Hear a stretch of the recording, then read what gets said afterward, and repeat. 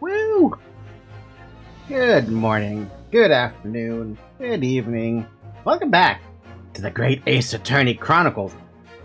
Okay, so, the last two times I streamed this, we went for like 5-6 hours, give or take. I don't remember, it was over 5 hours.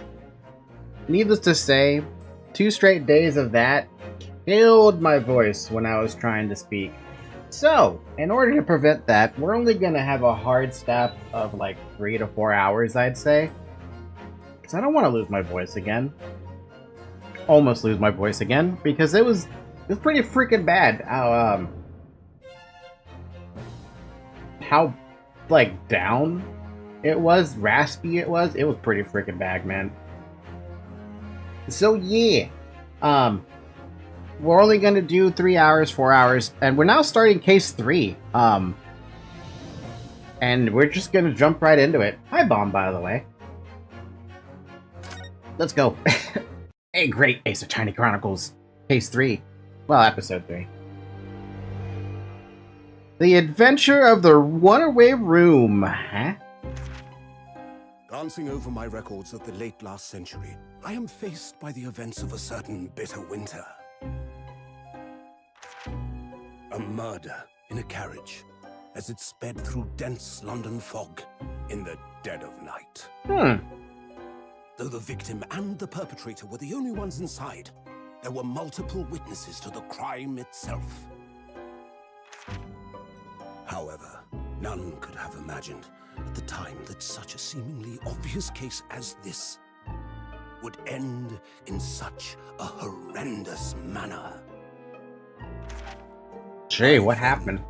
Mr. Herlock Sholmes once said of the incident, Oh, this is I believe that perhaps that case was indeed the prelude. The beginning of a long concerto that impressive Japanese student and I were to play together.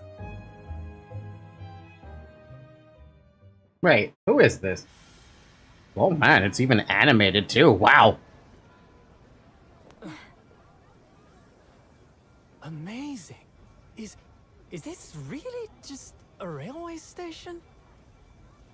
Railway station or not, I've never seen such an enormous building before.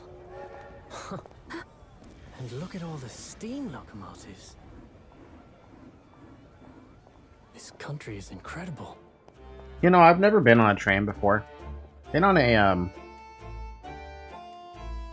only the most thing is bus. They pretty. Both of them are pretty, yes. Brian's Cocoa, the best in London. I feel like I'm dreaming. So this is the capital of Great Britain. So, where to? Oh, hello. Climb aboard. I'll take you wherever you want to go. In that case, the Supreme Court in Whitehall, if you wouldn't mind. My pleasure. In a day and age where there was no GPS. Visiting students from abroad, eh? Yes. Thought so. Well then, I hope you enjoy your stay. And welcome to the centre of the world, Great Britain's mighty capital, London. Hey, where's the Urkala? By the way, my cat is in a very weird spot. She's like, I can't really explain it.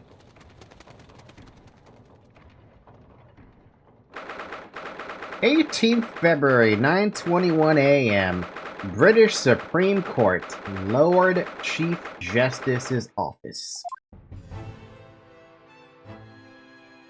Give it like 100 more years. What's the matter, Shizato? What an incredible place! Yeah, it's got fucking steampunk shit going on in the background. Or a clock. It kind of looks like we're in a clock tower, though, doesn't it? It's so imposing. It's almost suffocating. You're breathtaking. This place is breathtaking. It looks like a fortress. Big Ben. It does feel like we're inside Big Ben, right? In some regard. There are some stone buildings like this in Japan now, of course. But they've only been built in a few short decades since we've opened our borders to the outside world. An authentic example like this has quite a different impact, wouldn't you agree? A far cry from the wood and paper most of our buildings are constructed from. It's certainly unfamiliar. But I bet the cost is a lot cheaper. But I think there's more to the differences than just construction materials. I mean, you're looking at the big old bed clockwork stuff. What is this place again? Where my cat jumps all over me. This is the Lord Chief Justice's office, Naruhodo-san, in the Supreme Court of Great Britain. The Lord Chief Justice. Man, what a fucking title. He's a lord, he's a chief, and he's the justice. We had instructions to report here at this time, if circumstances were different. Oh my god, Zoe. I can't see Zoe. I can't even read OBS to read the text. Her tails and butt are blocking. Oh my god. And she's now fogging up all my glasses. My god. You see what you've done, Zoe? You see what you've done? I can't read now. I had to take off my glasses and clean them. I'm blind without my glasses. My glasses! My glasses! I can't see without my glasses! I'm just Velma in disguise. Who would have thought? We were supposed to let the Lord Chief Justice know that we had arrived from Japan. Yeah, about that, but Kazuma can't. No. So instead, we are here in a different capacity, as envoys to report the news of Kazuma-sama's death. Yes. And having delivered his or her message, an envoy's duty is done. So, we'd have to return to Japan. If we want to remain here in Great Britain, I have to take Kazuma's place as the law student selected for the study tour. Yup. Yes, which means you need the requisite qualifications as a lawyer. This is what I've been studying for. Kind of. Here in Great Britain, it's the Lord Chief Justice who appoints lawyers. So that's the second reason why you're here. We have to have you officially recognized as a lawyer. It's the only way that we'll be able to remain here in London. Bam. I'm up to the scratch. I hope I'm up to scratch. Ah, good morning. Sorry for keeping you. Big burly man with beard? Well, big burly man with mustache. Well, actually, no, I was right. Big burly man with mustache. I mean beard, sorry, brain. Oh. I trust you aren't too exhausted after your long voyage from Japan. You know, you have a point. It kind of feels like Gant. It seems I'm 1 hour, 12 minutes, and 47 seconds late. My apologies. Oh, no, don't mention it. We're never happier than when we're standing around with nothing much to do. Oh my god, Ryu. How fortunate. So, introductions. I am Male Strongheart. Wow, what a name. Male Strongheart. Lord Chief Justice of the British Empire. Ugh, and I feel like a little mouse under an elephant's foot. Come on, Mr. Naruhodo, don't be a Oh, it's an honor to meet you, Lord Chief Justice Strongheart. I am Ryunosuke Naruhodo from the Empire of Japan. Well, Mr. Naruhodo. Welcome to London, the capital of our glorious British Empire. Ah, yes. Thank you. He stares into my soul. That's my controller, by the way. I'm not even pushing anything down. Look, you can see it right here. I'm not pushing anything.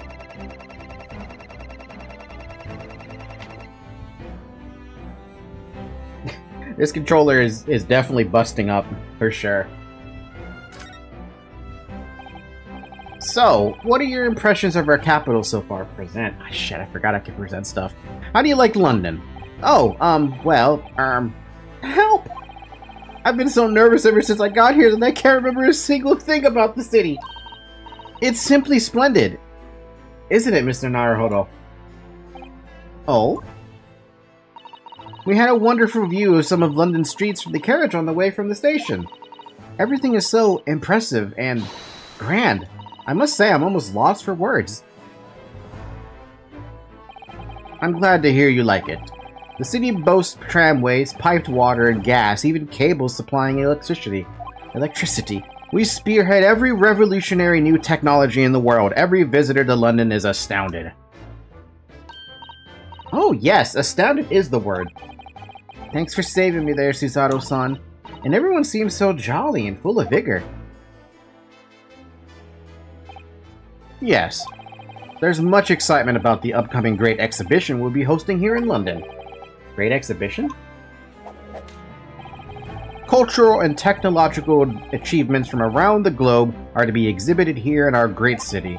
It will be the greatest spectacle of its kind in history, and will make Paris's World Fair look like a toy shop. Gosh, I can hardly imagine how magnificent it's going to be. Great Britain's capital city is nothing but magnificent. London is the center of the modern world. Even if you do say so yourself. The sun will never set on our great empire. Perhaps it is fate that in these progressive times, we welcome visitors from the land of the rising sun. I don't know why. Armband? An armband I inherited from Kazuma. It identifies the wearer as a defense lawyer throughout the Empire of Japan. He's not using his thingy? Lord Strongheart, may I show you this? To accept this item, issue a receipt, examine it thoroughly, and make a formal statement of my findings would require something in the region of 24 seconds of my time. Sorry? Does the item warrant 24 seconds of my time, Mr. Naruhodo? Let's leave it for now. Man... What do I have in my court record right now? Besides that... We got Susato, obviously. And now we have male Strongheart, 52 years old. The Lord Chief Justice who wields absolute authority in judicial matters, including the appointment of lawyers. He's a thoroughly intimidating man.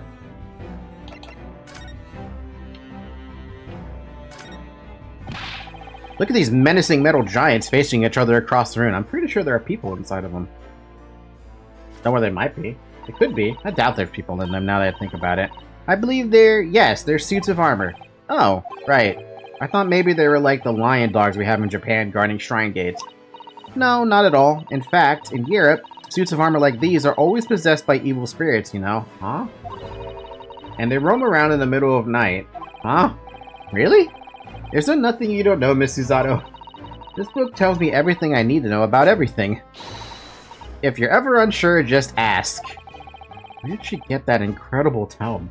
Where did she get that damn thing? Just look at all the naughty books packed together on these shelves. They go from floor to ceiling. And they're all books that you could hope to come by in Japan. It's like a dream. Yes, a very bad dream.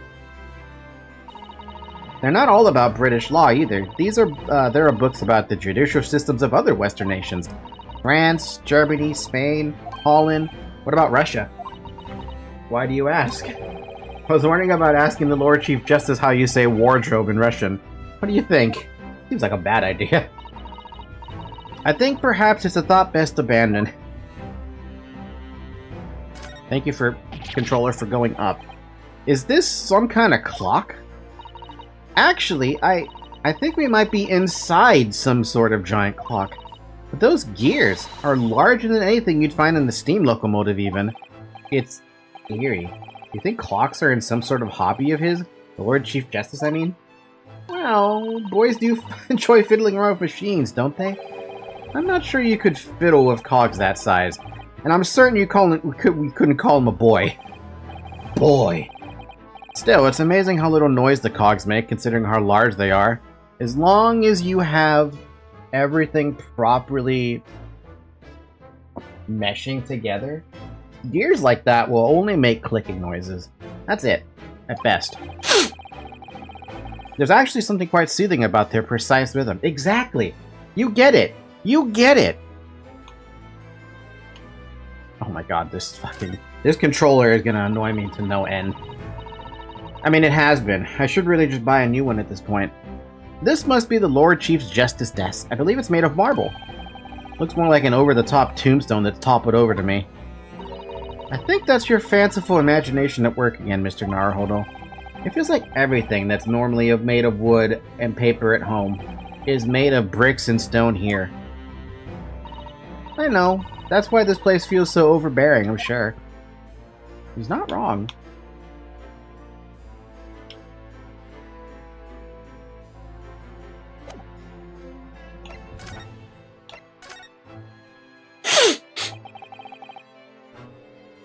I got something stuck in my, the roof of my mouth and I can't get it off.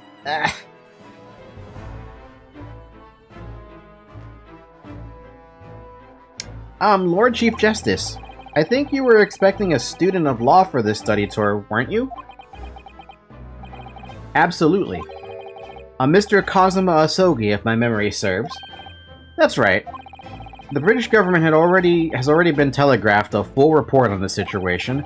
I understand the young man lost his life aboard the steamship bound for our shores. That's amazing! The news reached him before we even arrived. My country naturally extends its deepest condolences to yours. Oh, thank you. and you honored this appointment specifically to inform me of the news? Yes. We are here in the capacity of envoys from Japan to report the sad news in person. They tell me you Japanese are a people of protocol and courtesy, and I see that it's true. And it is with some regret that I must inform you that the death of the young lawyer means this study tour arrangement can no longer proceed.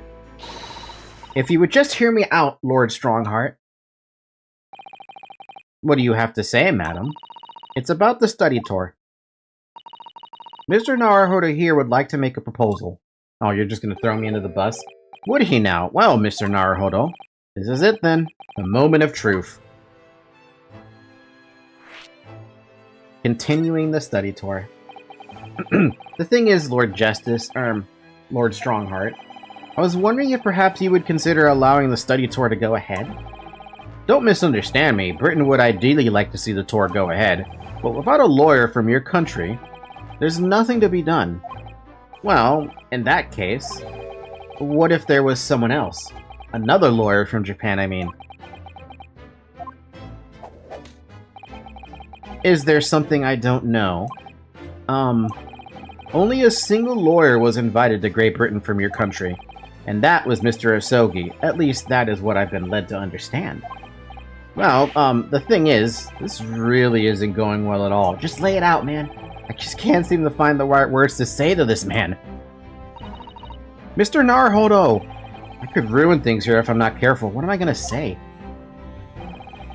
If there is someone here, else here from Japan who could be described as a lawyer, it's me! Technically, it's also Miss Susato. But it's me! I actually really want to say it's Miss Susato. But it's me! But also, Miss Susato is, like, coming in clutch way more often than, Ryu has come. You can?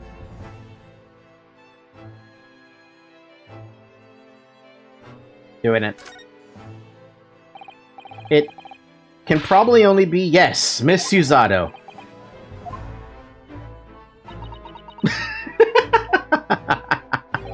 An unusual introduction, but I presume you mean this charming lady beside you. You're a lawyer, are you?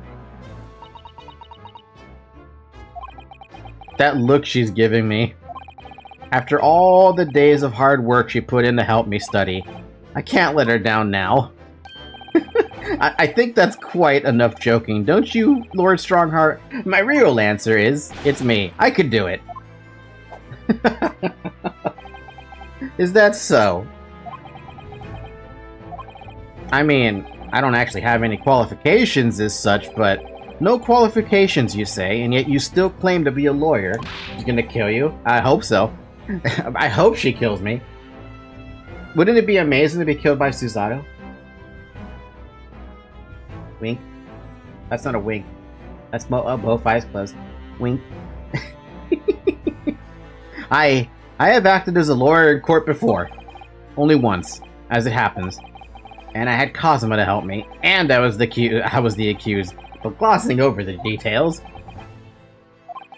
I've been spending every spare moment on the journey here to Great Britain studying. I've learned all about British law and court proceedings while I was on board the SS Burya. The voyage from Japan is some 50 days, I believe. Not what you might call a full education. To become a qualified lawyer here in Britain, you need like 10 years. Not only do you need a university degree in law, you must also complete several years of training. I realize it's far too short of a period of time. I get it. But I can't just go back to Japan. Kazuma, Mr. Osogi's journey had only just begun. Coming here on this study tour is all he thought about. I have to carry on and do everything he planned to do. I know it must sound like I have an overly inflated opinion of myself, but I would do anything to prove that I have what it takes.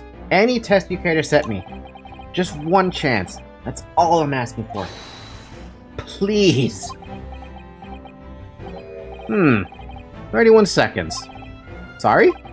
Your opening statement there, Mr. Naruhodo, it was 31 seconds long. Not too brief, not too protracted. A perfectly judged appeal, I would say. Which is a skill that would stand you in good stead as a lawyer. Oh, thanks. So, you're willing to put those words to trial, are you? Well, I'm all for entertainment. Huh? But let me ask you one thing first, sir. Yes?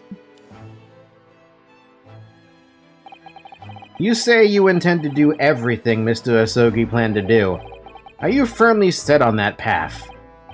Well, yes, that's my intention. I see. Am I imagining things? Or did his expression just alter a fraction there all of a sudden? Very well. You have your wish. I'll give you a chance.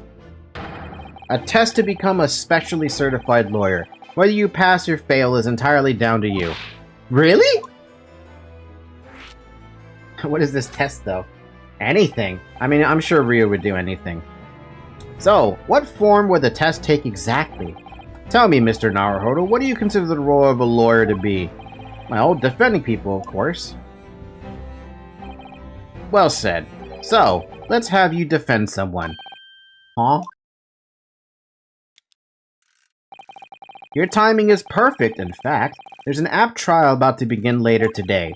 No advocate has been appointed for the defense as yet, so this will be welcome news. Today?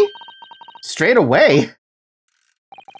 So, if you manage to secure a verdict of not guilty, you'll have passed my test. What could be simpler? How do I get myself into these situations? You're always in the worst situations, Ryo, but at least this one is more... At least you're not being blamed. Well, could I ask, what sort of trial is it, Lord Strongheart? Yes, good question. Ah, I remember. It's a murder trial. A murder? An extremely simple case, I understand. You really can't lose. That's easy to say. But I should mention, just in case, if the defendant is found guilty, he will, of course, be sentenced to capital punishment. Capital punishment? He'll be put to death? Here in Great Britain, murderers are sent to the gallows without exception. Presumably you read that much in your short C-based introduction to British law. We can't possibly agree to such a test. We would be toying with a man's life. I am the Lord Chief Justice, and I've decided it's acceptable. But can't do that, can you? There's no need to overcomplicate this. All you have to do is ensure that you don't lose. So the defendant may live or die depending on how well I perform in court. If I lose, he'll be hanged. Mr. Naruhodo, you've come to me claiming to be a lawyer.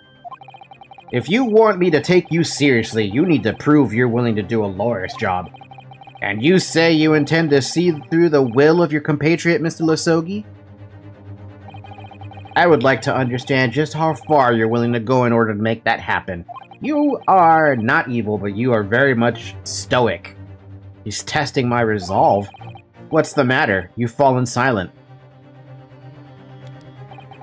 I'm sorry, but time is pressing. The trial begins shortly. I need an answer from you now. What's it to be? What do I say? Do I agree to this absurd test? Wait, I can actually... Why do you even give me a choice?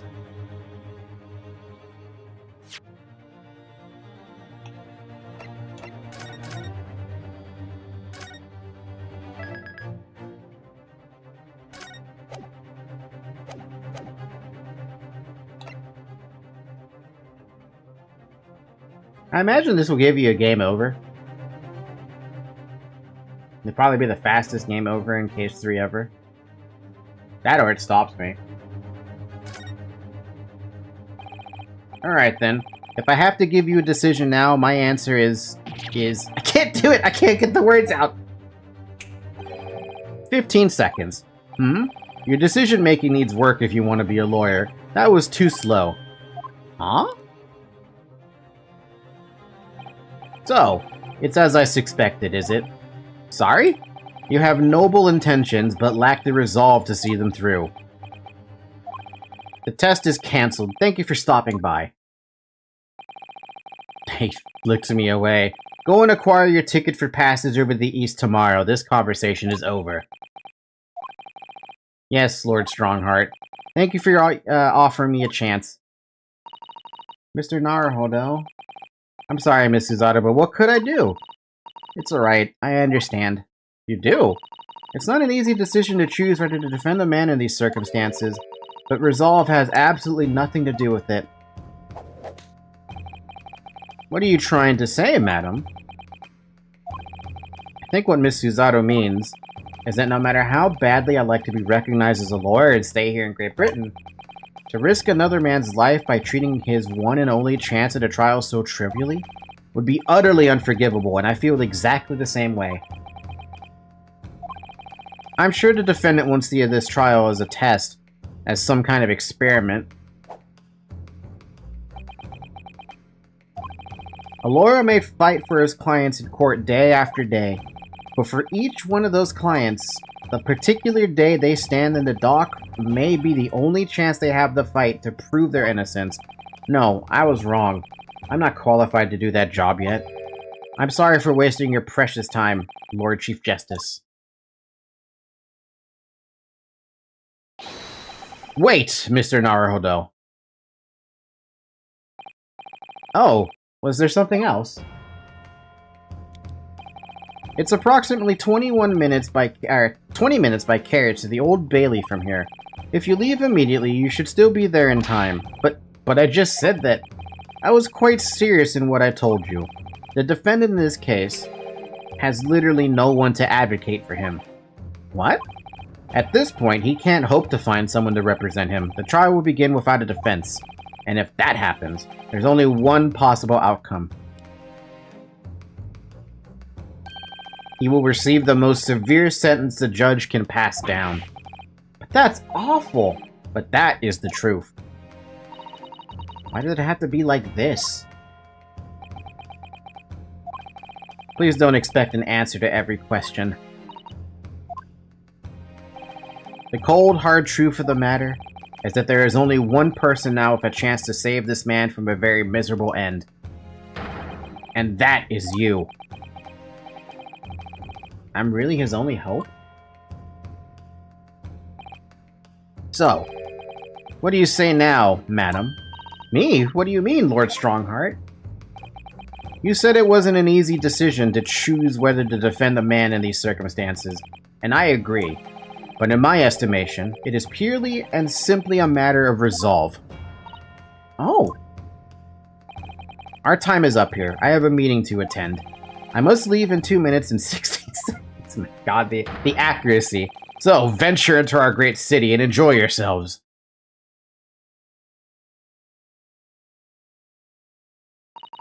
He's gone.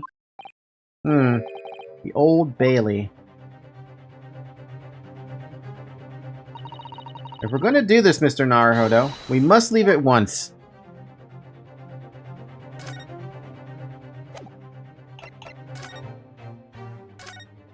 You want to see this thing? Miss Susato, can I just ask you something? Careful. From this position, I can perform a Susato takedown in an instant.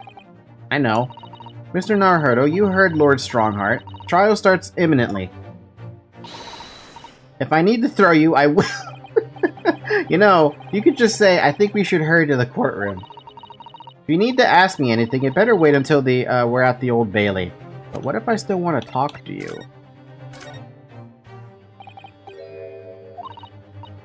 Nope.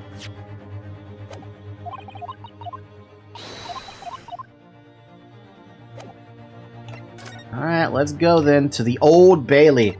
The office of Lord Chief Justice Strongheart in Britain's great capital, London's grand stone architecture and echoey tick of the vast cogwheels lend an air of authority. This oppressive air, it's really quite stifling. London's highest criminal court with an illustrious past, the Old Bailey. This is where I'll attempt to take my test and prove my worthiness as a lawyer. If we hurry and catch a cab, we may just make it to the courthouse in time. Alright, let's go and see what this is about then. So let's have some water because I am dying.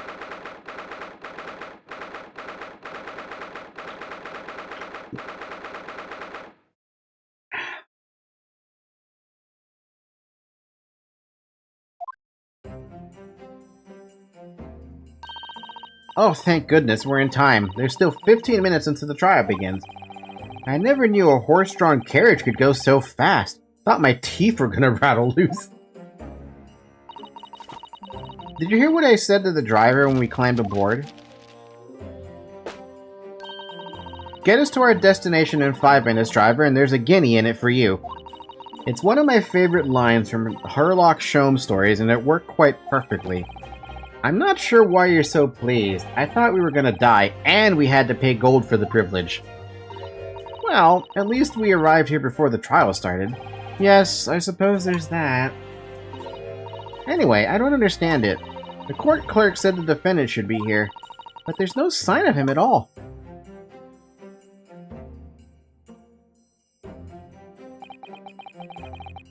By the way, I just want to point out that guy behind Suzato, I like his mustache. So this is the Old Bailey. Even this room for defendants to wait is grand. Are you alright, Mr. Naruhodo? I'm feeling tense, that's all. This place gives me the same sense of foreboding that I remember from the Supreme Court in Japan. An oppressive air, almost as if the building itself is going to crush whoever is about to be sentenced. It feels like only yesterday that I was the one about to be crushed. I mean, technically it feels like it was a week ago for me. Yes, whoever the man you're to defend is, I imagine he's feeling very alone at this moment. Top of the morning to you, madam. Sir? What are yous doing following me here? Things are fair desperate. Are they? Sorry? Would you look at those expressionless faces? From the east, are ya? Are yous? We're from Japan, yes. Ah, Japan, is it right? Say no more. Oh, how much do you need? No, we're just here because... No need to explain, fella. I've been here myself, so I have. No place to go, nothing to eat, barely a penny in your name, and all while in a strange, faraway land. Well, actually, we haven't found a place to stay yet, no. 'Tis grand, 'tis grand. Let me start by giving yous 1,000 guineas. Say nothing now. Huh? 1,000 guineas? Please, Miss Susato, you don't have to shout. But 1,000 guineas is enough to build an entire mansion in the most prestigious area of Tokyo. What? 'Tis nothing to me at all. I like to ensure I have sufficient funds to weather a rainy day, you see? I've enough wealth to buy the city of London 2 or 3 times over. How the fuck is this man so rich? Could that much rain even fall in one day? Well, even so, we couldn't possibly accept such a large sum of money. That hit me in the eye! Don't get me wrong, fella. I'm not giving it to you, no strings attached. I'll be wanting you to do something for me. Oh? To be honest, 'tis a little embarrassing. The trial that's about to begin, you see, is for me good old self here. I'll be in the dock. So now, what I want you to do is come along with me and stand there beside me. Officially, you'd be my lawyer, but that's just a little detail now. Oh, well, the thing is, don't worry about a thing. All you have to do is stand up there next to me, nothing more. Otherwise, you see, the trial is going to start without me having any kind of representation at all. So it was true. The Lord Chief Justice wasn't just making it all up. I'm terribly sorry to have to ask, but does that mean you're the defendant in this trial? Bluster and blazes, do you not know who I am? Me? One of London's biggest names? No, sorry, we've only just arrived in the city, you see? I see. Suppose it ain't altogether impossible. Well, just next to Hyde Park, there's there in the center of London is another beautiful park. Sorry, a park? What? 'Tis called McGilded Park, full of blossoming flowers in the spring and singing birds and whatnot. I donated to the city, so I did. An entire park? In central London? A city of smiles, that's my vision for London. There's nothing Magnus McGilded wouldn't do for the city and its queer old people. Queer? Queer? That's amazing. I mean, really extraordinary. Ah, but Now they've got the gall to say I'm a good for nothing criminal. Me, Magnus McGilded. What is the matter with the London police, I ask you? Alright, don't pass out. Mr. Naruhodo, perhaps now would be a good time to introduce ourselves while the gentleman catches his breath. God, my nose is just super fucking itchy and it's annoying the hell out of me. Good idea.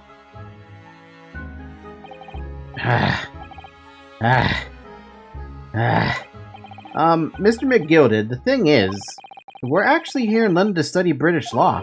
We're law students on a study tour from Japan, you see. So, if you don't have a lawyer for the trial yet, and you'd be happy to put yourself in our hands, we'd do our best. What was I after saying, you daft Egypt? I'm giving you 1,000 guineas to stand up there next to me, haven't I? Well, yes, but I wasn't really offering to just stand up there next to you. Oh, I think I see what's going on here. Sorry? I know what you're thinking. This chancer of a fella claims to have more money than the Queen. But if that's true, why the blazes can't he hire the finest lawyer in all of England? Because he did it! That's the only explanation. Well... well... No. Not at all. Although, it is a little strange, to be honest. Why you don't have a lawyer, I mean? That would be the fault of the Reaper. I'm sorry? Did you just say Reaper? Aye. The Grim Reaper of the Bailey, Lord Barak von Zeeks. He's the prosecutor. Why am I getting Manfred von Karma vibes? The prosecutor is the Grim Reaper? When Van Zeek stands for the prosecution, they call the accused his sacrificial lambs. And to this day, in every single trial in which he's been the prosecutor, the accused has been damned. Oh, this is really starting to sound like Von Karma now. What? So it's reached a desperate situation where there's no one willing to stand a defense against that fella at all. You could say he's a living legend of the Old Bailey. Goodness. Barak von Zeeks. He must be an exceptionally talented prosecutor, then. Talented isn't the word you're looking for, madam. It's cursed. Cursed? What on earth? The defendant is summoned, and his counsel. Please make your way into the courtroom. The trial is about to begin. His counsel? Well, that would be me. Oh, 'tis time. Well then, fella, don't let me down. But I don't know anything about the case. You haven't told me what happened. Until you showed your face here, I'd made up my mind, so I had. Sorry. I decided I had to defend myself in there. How would that have worked? The same way that I feel like it would have worked for Rio, but worse. But then you made an appearance, a student in law, wouldn't you know? 'Tis no accident, I can assure you of that. 'Tis fate. So don't get cold feet now, please.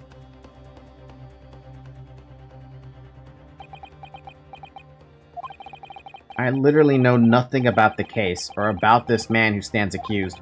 In fact, the only thing I do know is that I can't just turn my back on him. Hey. Mr. Naruhodo, the man has no one. He'll have to stand alone in that courtroom, armed with nothing to defend himself. Yes, something that Cosmo would never have allowed to happen. Counsel for the defense, what are you doing?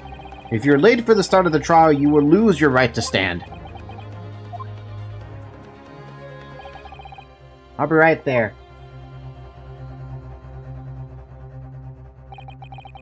It's happening then. My first trial in a British court. Hope you're watching over me, Kazuma. Because I have no idea how I'm gonna manage this.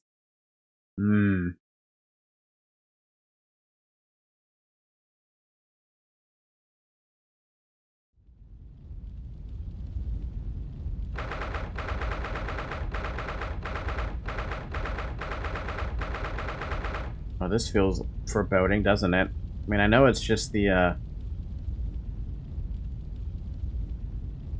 balance of justice, but man. What in the hell am I looking at, dude? Is that a jury?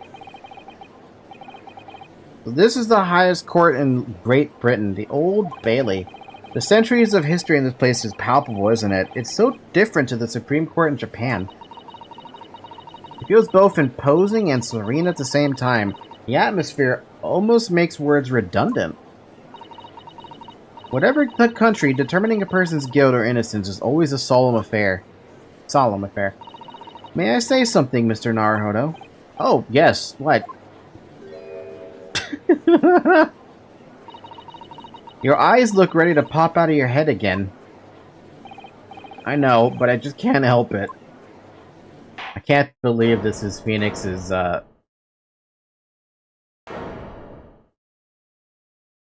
ancestor. In the name of Her Majesty the Queen, I hereby declare this court to be in session. We are here today to determine the guilt or innocence of Mr. Magnus McGilded. I now call upon the counsels for the prosecution and defense to declare their willingness to proceed. I don't have a voice for this man. The prosecution is fully prepared. That must be the Reaper of the Bailey. He really does look fully prepared to dispatch his next poor victim to the underworld. Counsel for the defense. You appear to be Eastern. Do you speak English? Huh? Oh, yes, of course, sorry. But he asked if the defense was ready, and I couldn't be further from ready if I tried. Those eyes please me, Nipponese. What? They shroud your fear, your doubt, your trepidation. They run wild, clinging to some phantom notion of courage.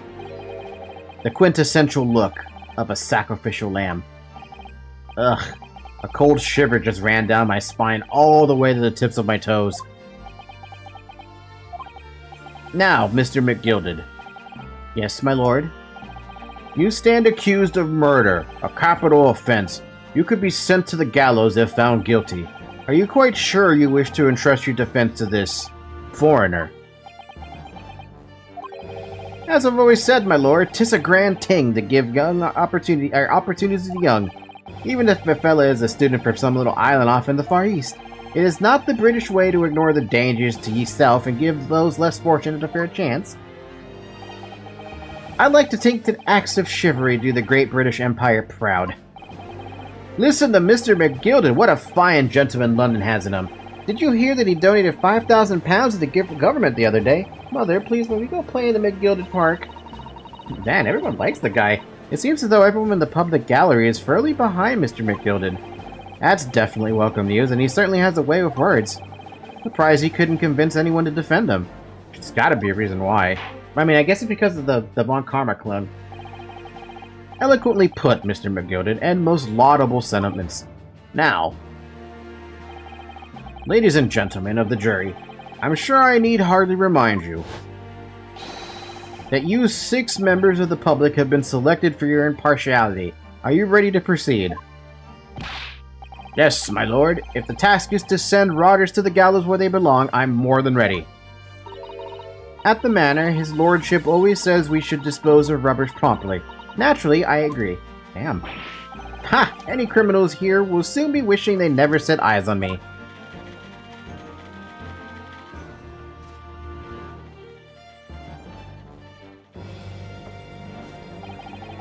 I feel a chill. Oh, don't mind me, my dears. I'm just beginning on with my knitting. Must finish these mitts for my grandson. Ah, Mr. Naruhodo, these people are the jury. Yes, that's something we don't have in Japan yet. That's right. I've only ever read about it. But here in Great Britain, the court's final verdict depends on the opinions of these 6 jurors. The judge patches sentence according to law, but the jurors determine guilt based on common sense.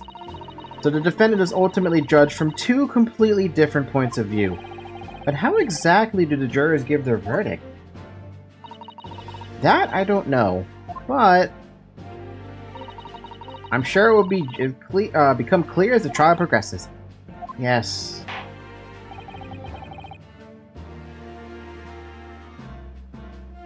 Prosecutor Van Zeeks. My lord. It's been a number of years since we've seen you here in the courtroom. I thought you'd renounced your fame. I'm known as the Reaper of the Bailey, my lord. Infamy rather than fame, I would say. But yes, 5 years have passed since I last spread my wings in this capacity. So, what brings you back? Is there some change of circumstances of which the court should be aware?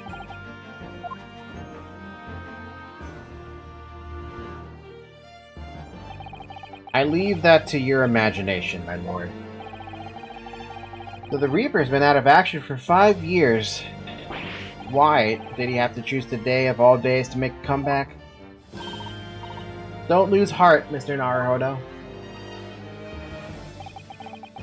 As you wish, sir. The court nevertheless welcomes your return. Well then, opening statements, I think. A summary of the case, if you please. Certainly, my lord. As your lordship is aware, this is a case of overwhelming simplicity. You must be the only ones here who aren't aware. Yeah, tell me, what's happening? The incident took place in the late evening, 3 days past. The hour was some minutes after 10. The victim was a maker of building bricks known as in the community as Thrice-Fired Mason. Sorry, thrice? He was a very accomplished craftsman. The bricks he fired were said to be almost indestructible. Wow. Ooh. The victim's corpse was discovered in an omnibus in service on the streets of London at the time. A dagger that had been thrust into the victim's abdomen is believed to be the ultimate cause of death. Here's the autopsy report from the investigating medical officer at Scotland Yard. Thank you, counsel. I shall accept that and the photograph as evidence.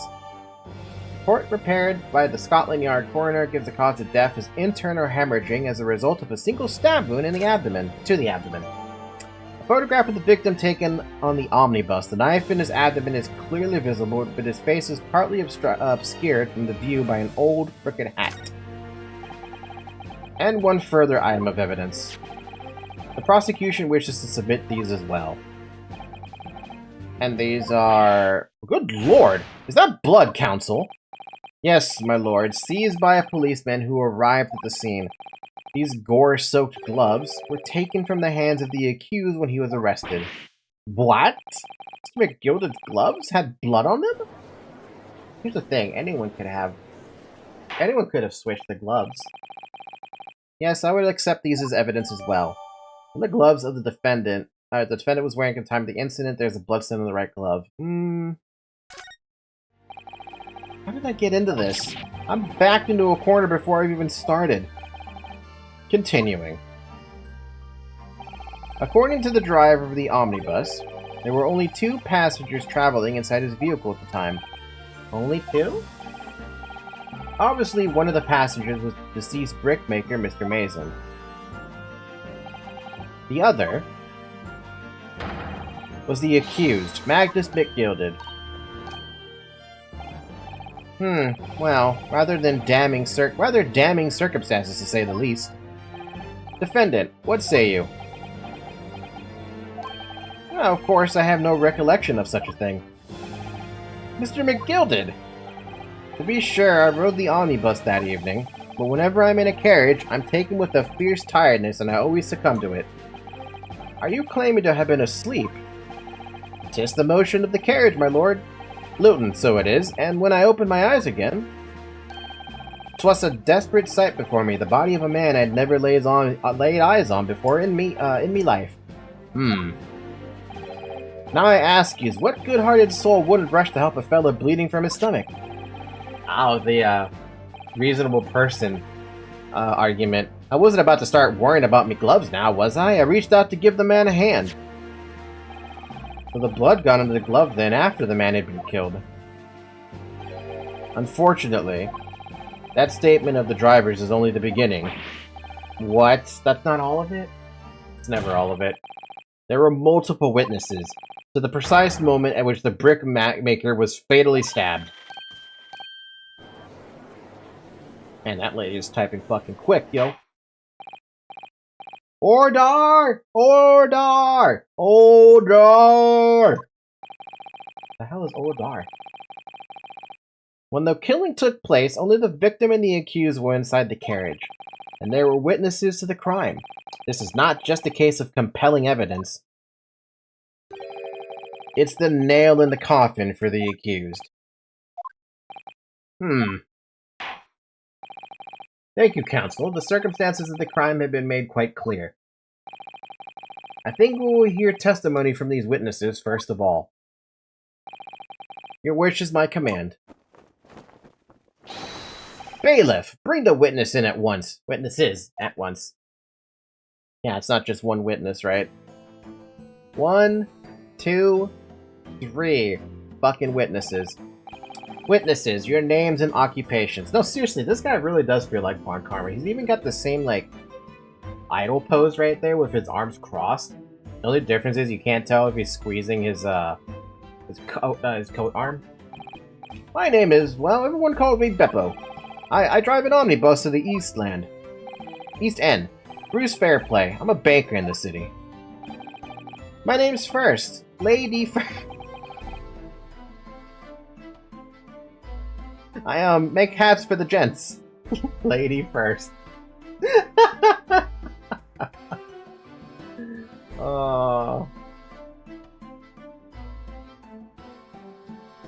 Can you make a D's nuts joke with that? Ladies nuts first on your face? Yeah, let's go with that. Let's begin by confirming the facts. 3 days ago, at a short time after 10 o'clock in the evening, all of you present in the stand were in an omnibus and witness to the aforementioned incident. Is that correct? Yes, sir. Quite right. Yes, sir. That's right, sir. Very well then, let's proceed to your formal testimonies, please. Each of you will tell the court precisely what you saw. We have to assume everyone's under oath, right? Oh my god, even the witness testimony picture is different. What the witnesses saw. It was the last bus of the evening, so I had a few customers. I remember it well. The victim and the man accused of killing him were sat next to each other inside the bus. Then, out of the blue, the accused just reached over and plunged the knife right into his guts. That's right, he stabbed him. I screamed, I did. Couldn't help it. As soon as I heard the scream, I stopped my bus, and then I saw it too. Simple and short to the point. Unambiguous testimony, I must say. Exactly, my lord. These men witnessed the incident in the omnibus with their own eyes. I'd like to ask a question, if I may. Yes, counsel. Well, this testimony makes absolutely no sense to me whatsoever. Why not? Well, the incident took place inside a moving carriage, didn't it? As has been clearly stated from the outset, yes. Well, in that case, how would those two witnesses possibly have seen what had happened? There's no way they could have seen the inside of the moving carriage. Why? This is reminding me of the exact same shit with Apollo. How quaint. I've read that civilization in the Eastern island nations was a good century behind our own. But you're here in London yourself. Are you really so ignorant about our omnibuses? Huh? Tell me, my Nipponese friend. I can't say that word. Nipponese. I can't say it. Nipponese? It doesn't sound right. I'm just gonna say Japanese friend. Tell me, my Japanese friend. Have you even traveled in an omnibus? Well, no. I only arrived in London this morning. No matter. I've arranged for us all to see for ourselves the actual scene of the crime, that is. What do you mean? The actual scene? How? A carriage is designed to be moved, after all. Presumably you understand that much. Yes. The omnibus in which this bloody crime took place is here today, in this very building. Here? What? The entire carriage? Bailiff! Bring forth this stricken omnibus. They really brought the fucking thing inside. So that's an omnibus. The omnibus. I can't believe they could bring something so enormous in here. Great Britain's courtrooms are amazing. As you can see, the omnibus is pulled by 2 horses and can carry up to 8 passengers. 4 passengers seated inside in the enclosed cabin and another 4 on the rooftop deck above. Every Londoner knows that the best views of the city's architecture and sights are to be had from the top of an omnibus. And I should point out to our foreign guests that there is a skylight in the roof, allowing the view of the interior from the seats above. Ah, skylight. Oh! The penny drops at last, I see. These 2 gentlemen were occupying the rooftop seats on this omnibus when the murder took place. This is how they came to witness the grim incident. Through the skylight. Ugh, that makes perfect sense. Well, counsel, this is a first. In all my years behind the bench, I've never experienced the crime scene itself being brought into the courtroom. There are a number of important clues remaining inside the carriage, my lord. I would like to submit the omnibus itself as evidence. That is the prosecution's wish.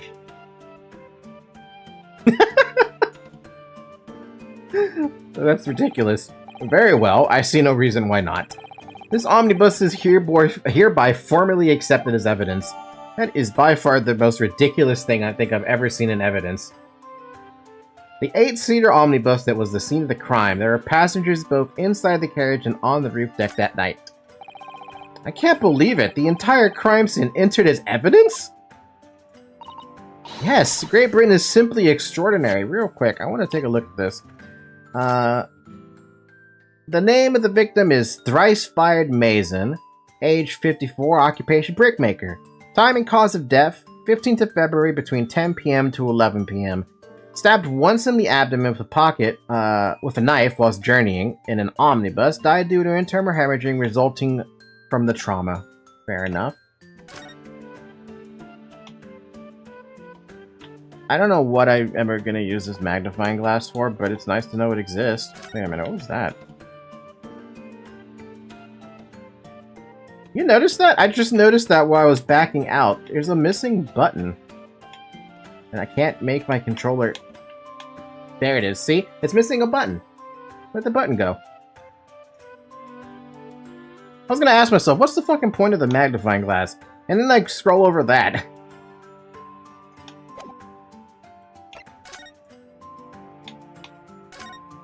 Bum, bum, bum. This is definitely blood, isn't it? Not the most pleasant sight to be confronted with on our first day in London. Well, nothing will come of grumbling now. No. By the way, is Mr. McGilded right-handed? Yes, I believe so. He was toying with a coin in his right hand a little earlier. Ah, pity. If only he had been left-handed. I think blood on either glove would be fairly incriminating, really. But a reasonable person would not use gloves that are not for them. Or something like that. Anything inside them? No. Well, there's really nothing about these gloves that are particularly important. Oh, whatever. And the fucking we can... Oh my god, are you serious? Wow, let's open the door and go inside, shall we? Are you ridiculous? Ugh, the scene of a murder. It's horrible. Oh my fucking god. This is insane! This is insane, dude! This makes every other freaking Ace Attorney that didn't have anything like this just look like a fucking child game.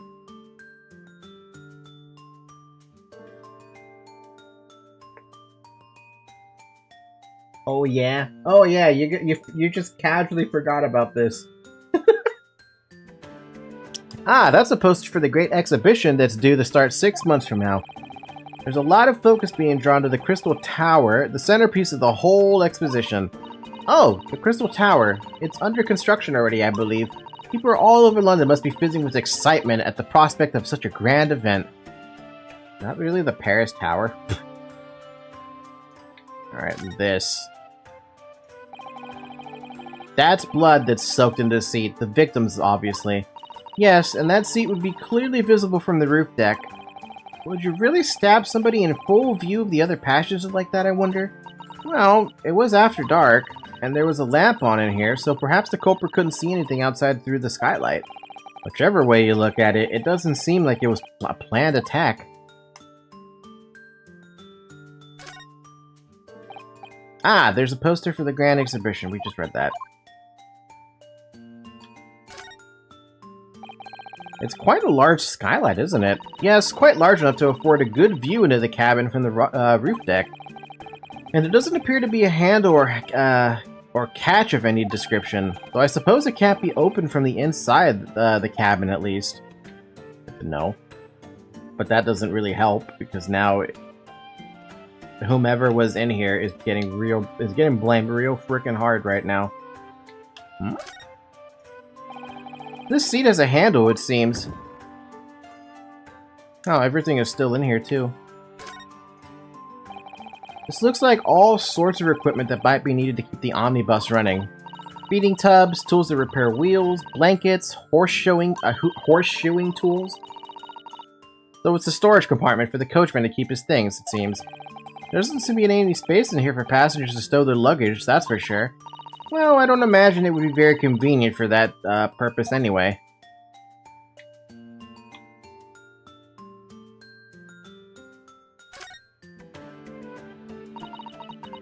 Have you seen enough? Yeah, I've seen enough. That is so freaking cool. Just so freaking cool, dude. So this is the roof deck of the omnibus. Oh, you must have a wonderful view of London streets from up here. So people sit all the way up here on bitter winter nights with the cold air rushing past them? And they have to pay money to do so? Brr. Can't imagine how cold it must feel. That just made me think of something horrible. Can you imagine being dragged around the city in the freezing cold as a punishment? Perhaps that is the real price you pay to stay out late.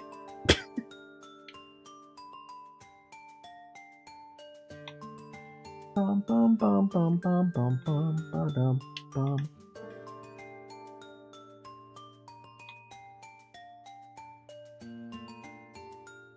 I guess that's all the info I'm gonna get out of this one. Okay. Not much I can go with that, but okay. You didn't see it? What didn't I see? Did I miss something?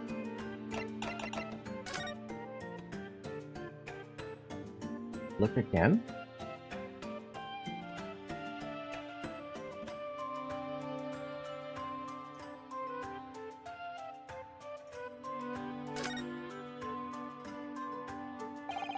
You can certainly see inside the carriage through this opening, that's for sure. Yes, and there's a lamp in the enclosed cabin, so I'm sure the witnesses could have been able to see quite clearly. That's not good for us. Clearly not.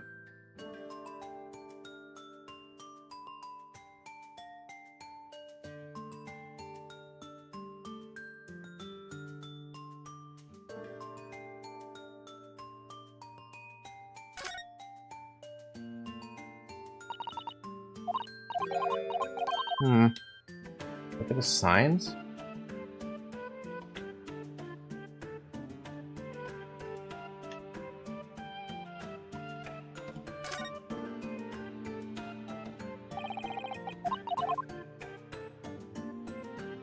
Strand Street, Baker Street, Old Street, London 5th Avenue.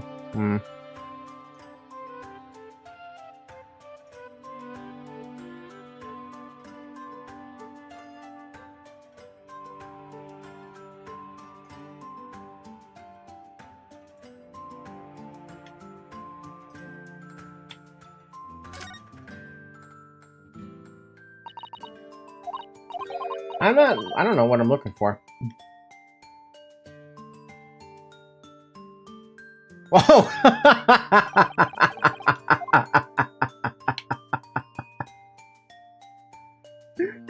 Oh, I see. I see. I don't know how I missed that the first time around, or the several thousand times I've been over that. Phoenix Ride Omnibus. Wow. Phoenix. I miss you, Phoenix.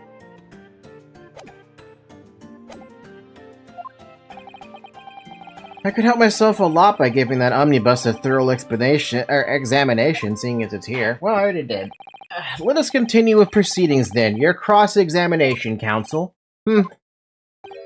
Pray don't expect this Nipponese stray to understand the intricacies of British courts' cross-examination rights. Now let's see if you can find Maya and Edgeworth. There actually is a reference to them? Let's see. I might miss it completely, though.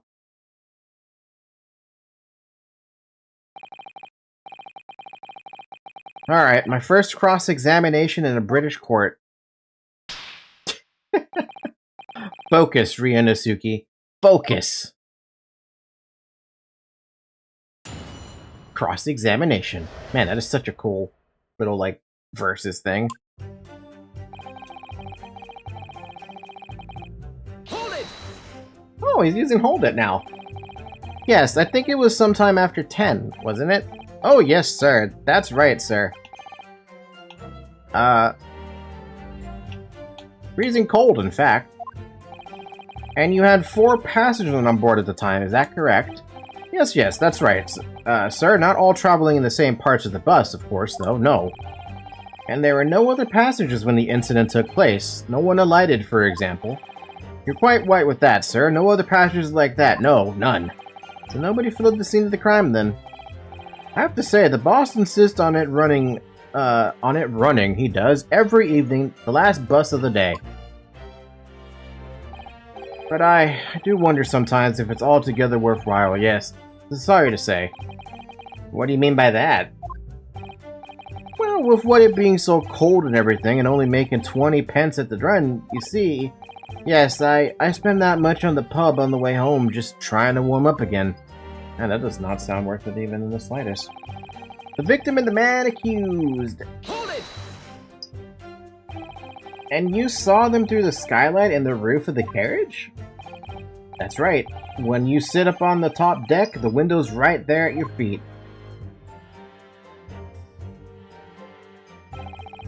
There was a lamp on the inside, so I had a pretty good view. 2 of them were wearing hats, and I couldn't exactly make out their faces. But there's not a shred of doubt in my mind that it was McGilded. Mr. McGilded. Man, Ryunosuke has learned how to smash the desk. It's losing HP every time he does that. How can you be so sure? Well, how can I put it politely? McGilded is a gentleman of rather small stature. I couldn't have mistaken him for anyone else. Let's not forget that when the vehicle came to a halt, the only people inside the enclosed cabin were the deceased Mr. Mason and Mr. McGilded. There is no room for doubt here. Ugh, I really wish there was. Then, out of the blue, the accused reached over. Hold it! You actually saw the exact moment it happened. Didn't I already testify to that? Or are you fair dinkum, hard-working city bankers not considered trustworthy? Well, I don't trust bankers. Not usually. Sometimes they can be pretty dickish. I remember trying to open an account way the hell back in the day, and they're like, why? You don't even look like you're 30. Or 40 or something. I'm like, are you allowed to say that, man? Needless to say, I left. Oh, no, I didn't mean that. This is no good. I've really got his back up. Perhaps you could just tell us what you saw in a little more detail, if that's... My lord! Juror number 3. What's the meaning of this? My mind is made up, my lord. Completely and utterly made up. Made up about what? I don't like the stinking rich. Never have. They're always up to something or other that they shouldn't be. Every one of them.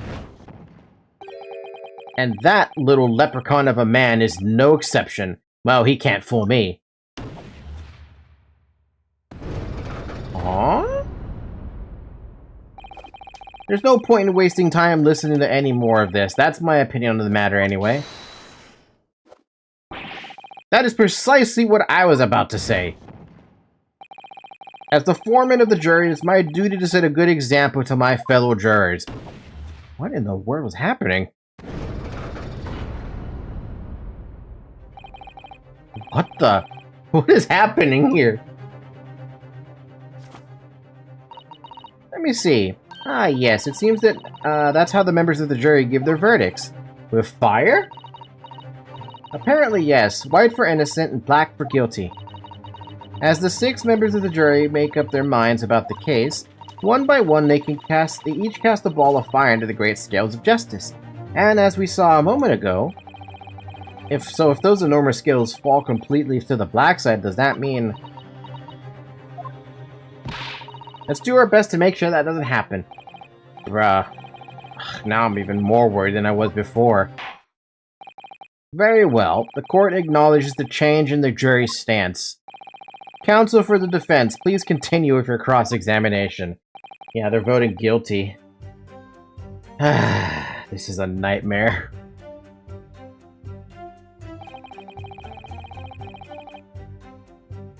Why do I get the feeling this is bad to press, then? If you press too much, they change? Oh, no. No. That's not good, dude.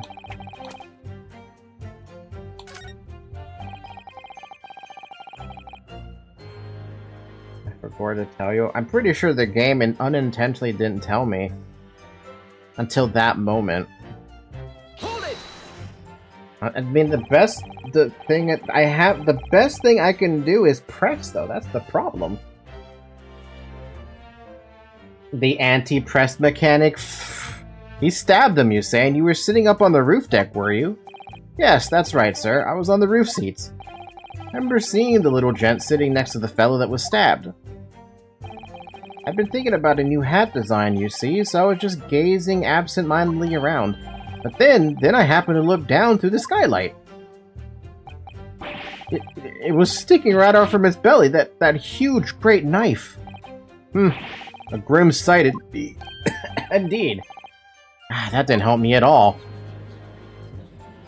Oh yeah, this is bad. The jury looked like they're even more convinced that my client did it other than they were before.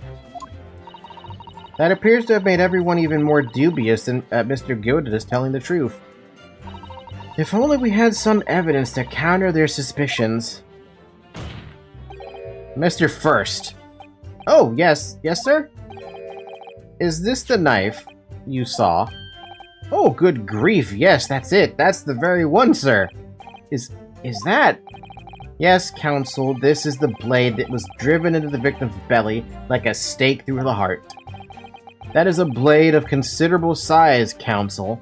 It is, and furthermore, the scabbard is emblazoned prominently with a certain initial.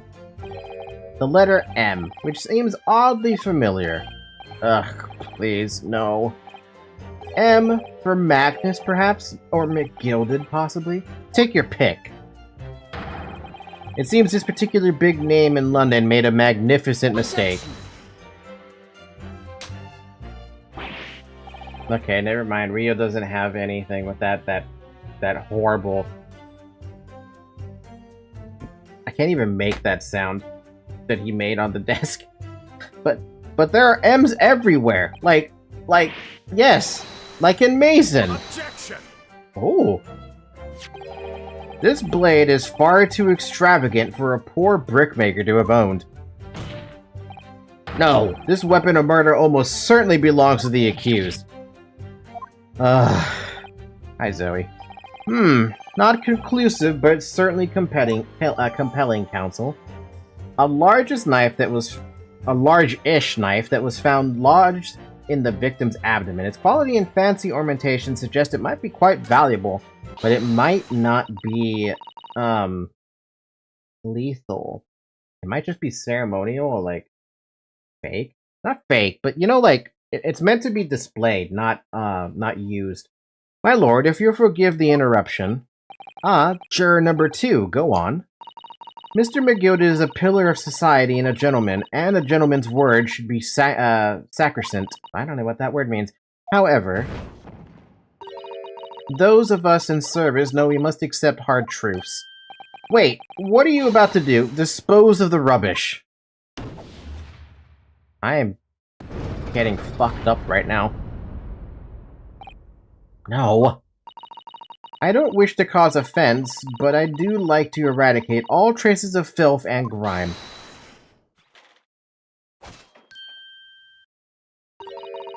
I have painstakingly typed every word uttered here today and cross-referenced all the facts. As such, I am now in position to draw the only logical conclusion. Don't I just auto-lose? Because now there's only 2 jurors to turn that back to innocent? Not again. That's 4 out of 6 jury members who proposed a guilty verdict. There are only 2 left. We've had it. Every time I press these witnesses for more information, I just make the situation worse. Nevertheless, what we need more than anything at the moment is more information. We're still very much in the dark. I suppose I'll just have to keep pressing the witnesses, knowing the more sparks may fly well. As long as one of them doesn't go there, you're fine. Oh, God. We mustn't give up hope that we'll uncover something that will give us a way to fight back. But... Alright, I'll keep trying. I can't give up. I just need to keep calm and listen to the witnesses' statements again.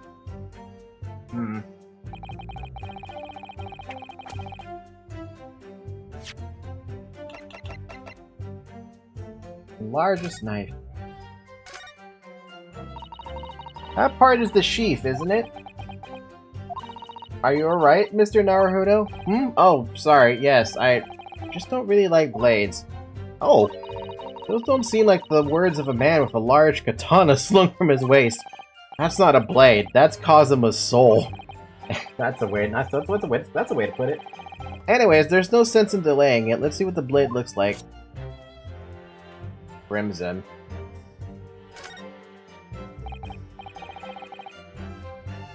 Go ahead, press them. Ugh, that looks like a lot of blood. It surely is blood, the victim's. Ugh, an Englishman's blood looks a lot like a Japanese man's blood. When did this take place again? What year? Did you think it wouldn't? Sorry, it's just that we've only just arrived here in Great Britain. I'm finding it a little hard to adjust. Yes, I do understand.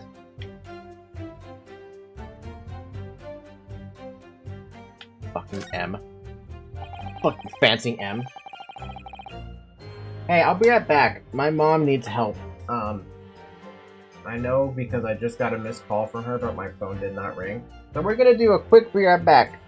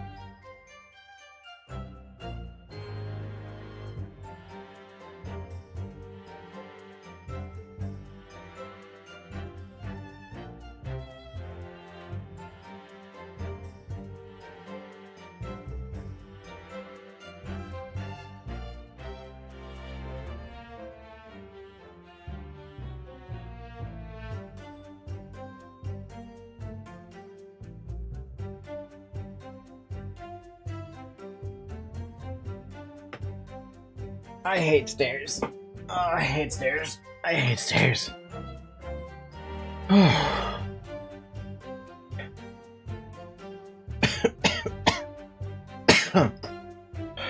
My cat is now hyper.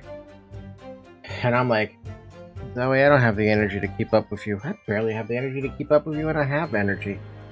Oh my goodness gracious.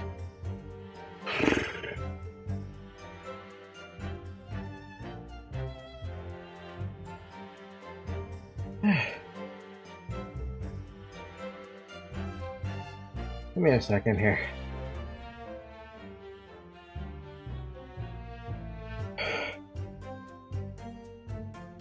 Okay. An ornate letter M. Undeniably Mr. Magnus McGilded's initial.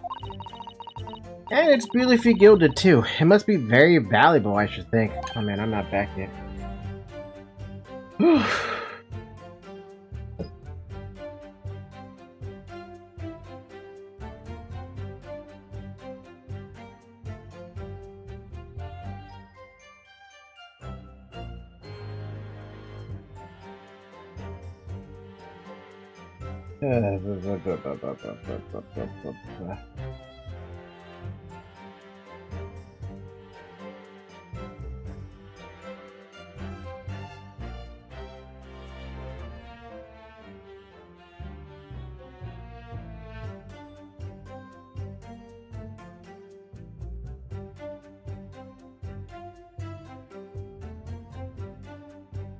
Oh, Christ almighty.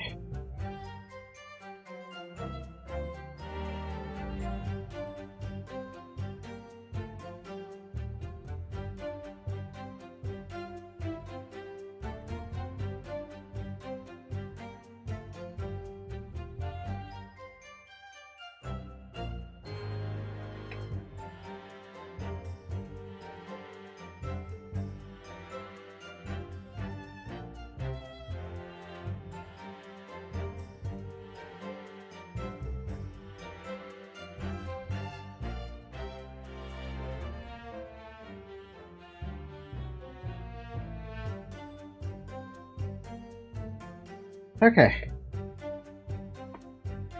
We're almost... Seriously, I hate stairs so much. Living on the second floor of an apartment, if I had a choice, I wouldn't want it.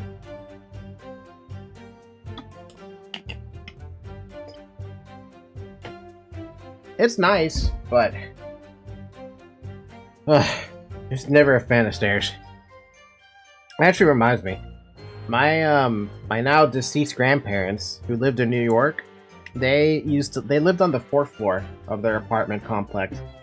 It was a fucking pain going up the stairs to that building because they didn't have an elevator. It was all stairs.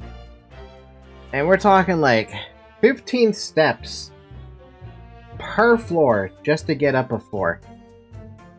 And that's not even including the dangerous steps that were outside that, if they were iced over, you have to worry about black ice, right? If you slip on that, you're gonna go down, and it's gonna fucking hurt. It's gonna hurt a lot. Never been a fan of stairs because of this. What is it? Look at this M. If you turn it upside down, it becomes a W. This could change everything, can it? A W? Yes, this is one of those, you know, turnabout cases. I'm sure of it. I'm afraid I don't know at all, but what I am sure of is that this is an M. Oh, well, the idea was quickly quashed. I don't see in any context where this could be considered an M. No matter how I try to turn this, like... You look at that, it's like, nobody does W's like that. Everyone would always make an M like that. It just looks more natural. In my head, at least. Oh, I guess an argument could be made.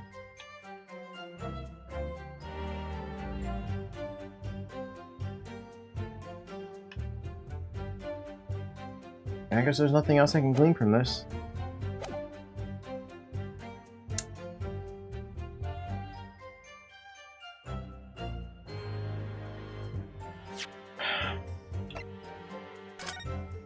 Alright. Stabbed in the abdomen while journeying in omnibus. Died due to internal hemorrhaging resulting from the trauma. But did he scream? This does not look like the... I mean, it's possible he didn't scream. I don't know. I have to press. What exactly did you see? Oh, well, sir, that would be the passenger, sir. Yes, collapsed on the floor he was. Huh? And by the passenger, obviously you're referring to the victim, Mr. Mason, the brickmaker. Yes, and then the other passenger had that knife in his hand. Like this. By the other passenger, obviously you are referring to the accused, Mr. Magnus McGilded. And then he plunged it down like this, stabbing the passenger in the belly. What? Man, that's making... I shouldn't have pressed. My lord, I wish to speak. Yes, juror number 5. Do I take it that you too? As the master of the London Guild of Coachmen, the idea of a murder being committed in one of the city carriages is utterly abhorrent to me. It wouldn't be right to make a decision before hearing all the facts, though, I said to myself. But I've heard enough now. The horse has bolted, as they say. No, please just keep an open mind a little... Gee up, Silverblaze, the finish is up. Giddy up. All it takes is one more flame and it's GG. Beppo's a long-standing member of the guild, and I trust what the man says. Oh, thank you, sir. You're too kind, sir. This is the too unkind, sir. Which now means the 5 jurors agree to condemn this man. Except for her.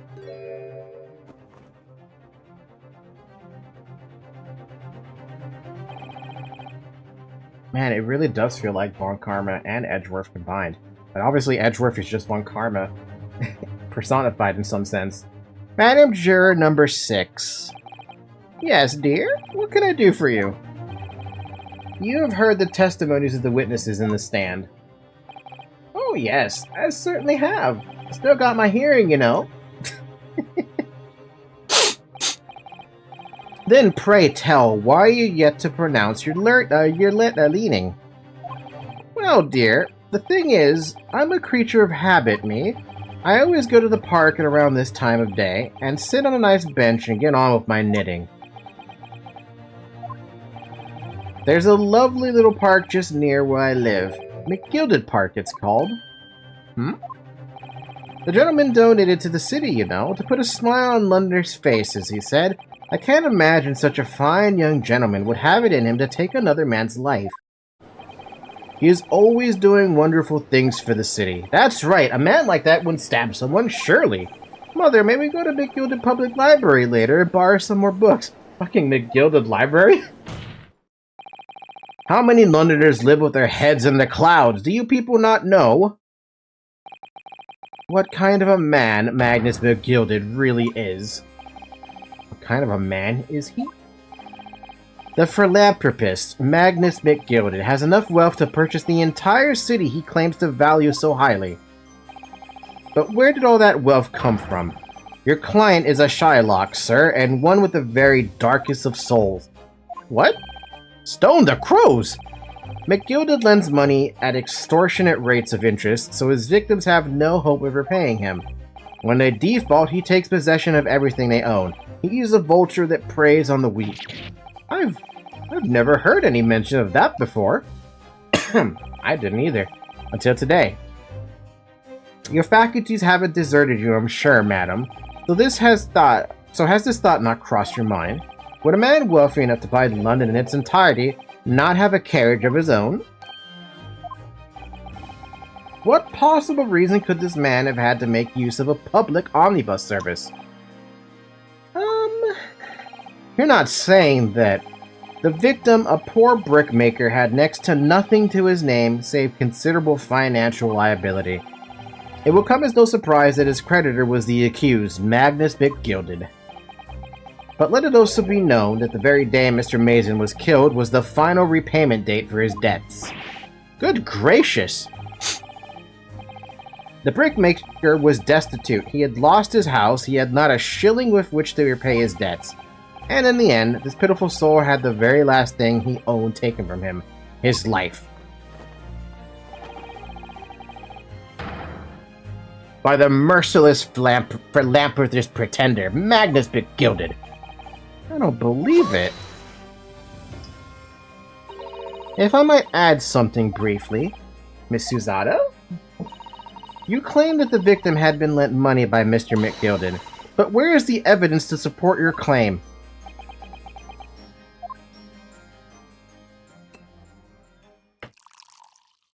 Fucking pouring some wine.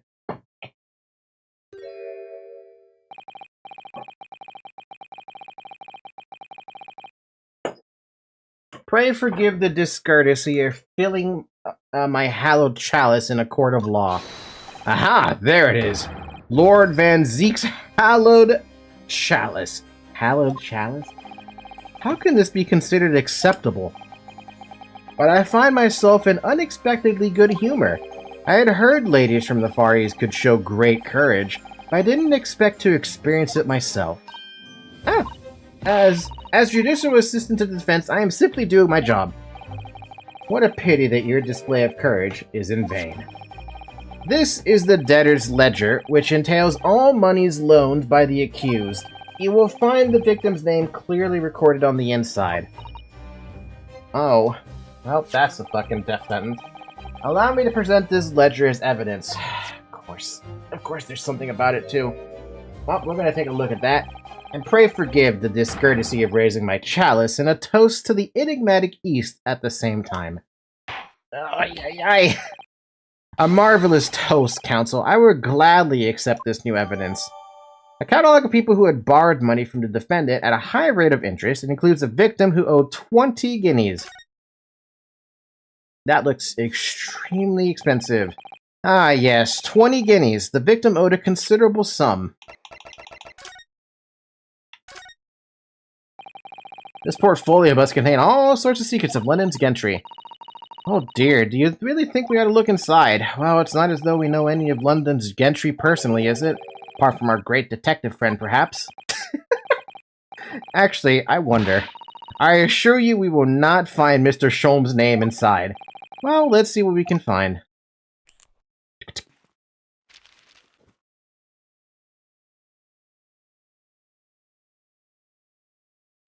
Alright, what do we got? Besides stuff I can't read. Gosh, it's crammed full of gentlemen's names, isn't it?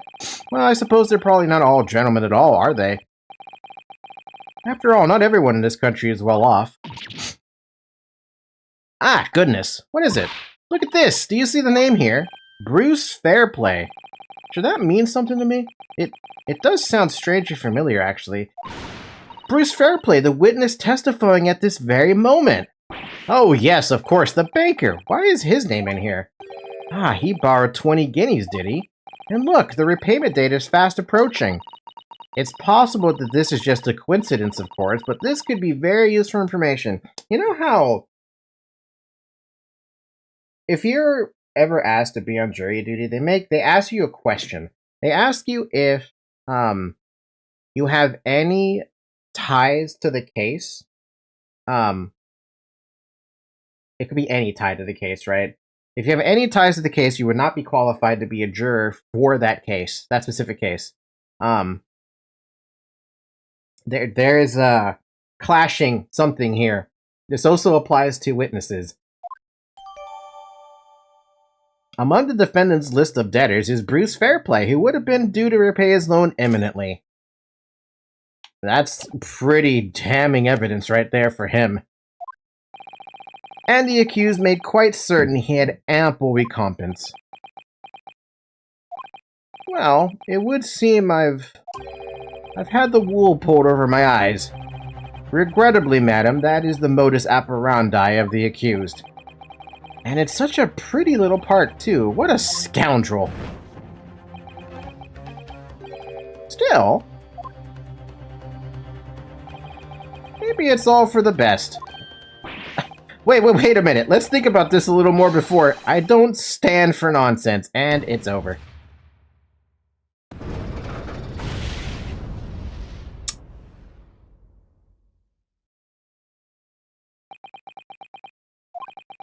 That was it. The last juror's decision.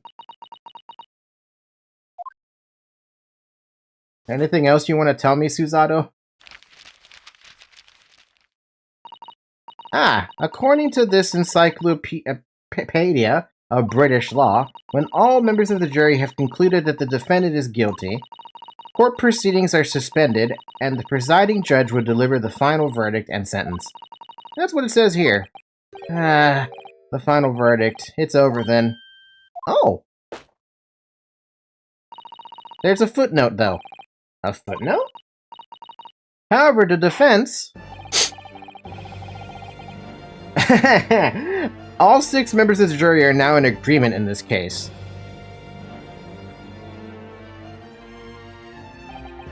Allow me to convey my respect for your swift and righteous decision. According to the laws of this country, I will now conclude the trial by delivering my final verdict. I trust there are no objections. Object, you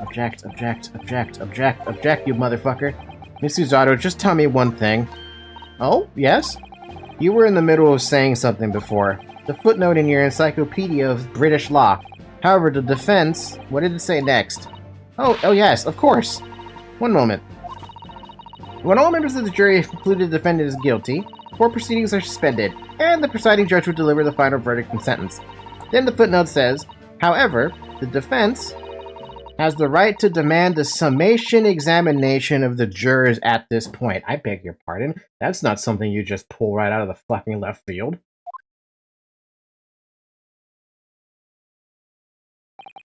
A summation examination? Objection. A summation examination? From which century has that tome you have there been resurrected? Judging from the binding, I would say that book is at least 50 years old. Any modern text on British law wouldn't even give such an antiquated procedure a mention. It's a relic, long forgotten, and certainly no longer practiced. So you're out of luck. Oh. What even is it, Miss Susato? This so-called summation examination. I think it's an evaluation. Oh, like if there's anything that's like, I'll proceed, right? You would demand the right to a procedure before you even understand what it entails? Typical Nipponese. Alright, Mr. Naruhodo, I think I understand. It seems that under this procedure, we will be able to appeal to the members of the jury. To do what, exactly? Appeal to them to change their leaning and reverse the decisions. And it says here that, if successful, the proceedings of the trial must be resumed. Any of them reverse their decisions? Yes, in times gone by, barristers would use a summation examination in an attempt to influence the jury's decision. But that procedure became something of a formality with no practical benefit, really, so it rather fell out of use. I wonder why. Because it was devoid of purpose. Changing just one member of the jury's mind would be hard enough, let alone several. No self-respecting defense barrister would ever assert his right to try it in this day and age. Still, I don't see any mention of the procedure actually being formally revoked. What are you suggesting? I'm suggesting that although it may be antiquated and largely forgotten, it isn't yet extinct. Kind of like how cows are not extinct. I hope the day never comes. What do you think, Mr. Naruhodo? Summation examination. Our last possible option. Do we assert our right to carry it out or admit defeat? Well, we absolutely assert our right to do it. The defense wishes to assert its right to a summation examination, my lord. Objection. London is the capital city of the most powerful nation on earth. We have a duty to the world to exemplify the very highest standards of judicial procedure. Summation examinations are an embarrassment that should remain buried. Objection.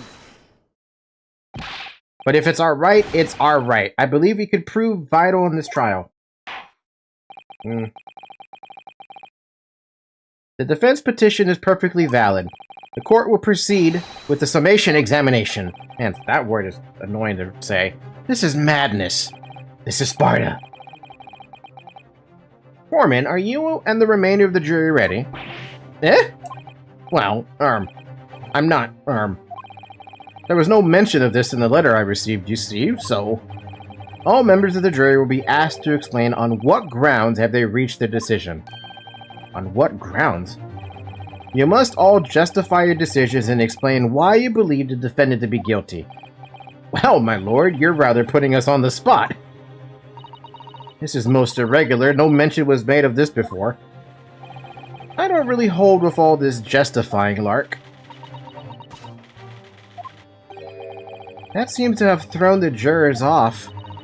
It seems none of them have experienced this before. I mean, who would? Alright then, the summation examination. A defense procedure no practicing lawyer has attempted for years, is it? Well, just maybe. It might be the opportunity we've been looking for, to turn this trial around. What is this entailing, though?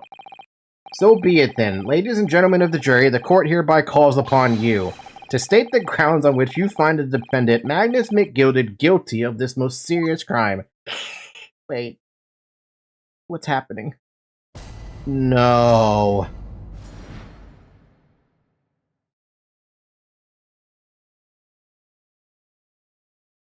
You're fucking with me. You aren't fucking with me. Oh no! There was no one else inside the carriage at the time, so it has to have been him. I trust the driver. He has an excellent memory, it seems. 4 passengers with fares totaling 20 pence. Yay, have fun! No! No! He stuck the chap next to him just like this. Brazen, I must say. Absolutely brazen. I have simply typed and collated all the statements made thus far and drawn the logical conclusion. You can trust the guild. Fair fares is our motto. We haven't raised prices above 4 pence for years. The scoundrel stabbing that poor man on the floor, it's beggar's belief. This is fucking ridiculous. I'm starting to wish I hadn't pushed for this now. Some of the jurors don't seem to have wonderfully formed arguments, though, do they? Well, let's see what we can do. We need to get those 6 people to change their minds. To throw everything I can at them and use some very persuasive language. Just a moment, Mr. Naruhodo. According to my book, that's not quite how it works. Oh? I thought I was going to have to thaw their icy minds with some heartwarming rhetoric about the defendant. Unfortunately, once the jurors have decided the defendant is guilty, they're unlikely to heed anything the defense says. But then... They've reached their conclusions by their own reasoning, you see. Your pleas will sound like excuses. In fact, it could recoil on you the more you try to persuade them. The more entrenched they may become. Then what on earth am I supposed to do?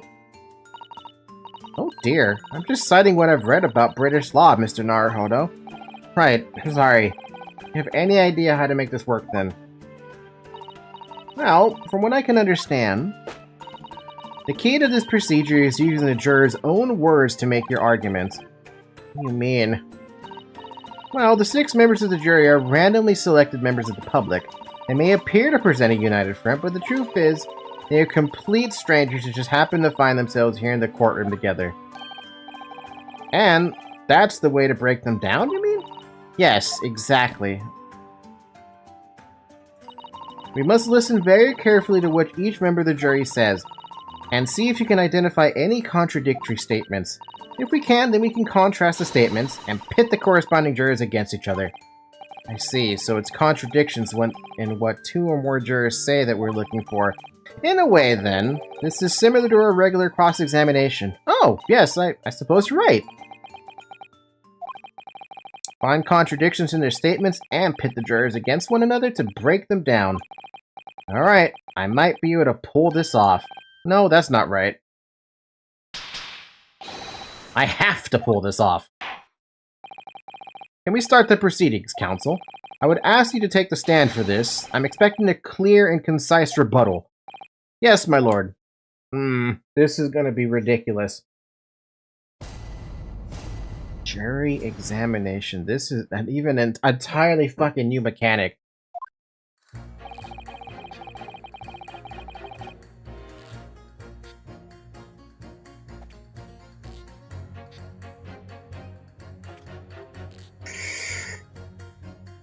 This is such an interesting song, too. Hold it! Certainly, the testimonies we've heard suggest the victim and Mr. McGilded were alone inside the carriage. Precisely my point. But, could there be some other explanation? Something we haven't considered yet? Such as... Ha! Well, perhaps that's something we could, all work out together now. Now listen here, maybe you don't know how things work around here because you're from foreign climes. But we're here to form our opinions as individuals, and I have... Ugh. Oh dear, he doesn't appear to be in the mood to consider an alternative point of view, does he? No, I'm gonna have to pit the jurors against one another, like Suzato-san said. But how do I... Finding contradictions in this 6 people's assertions is the only way I'm gonna succeed. I can't... Is pressing a bad idea or a good idea?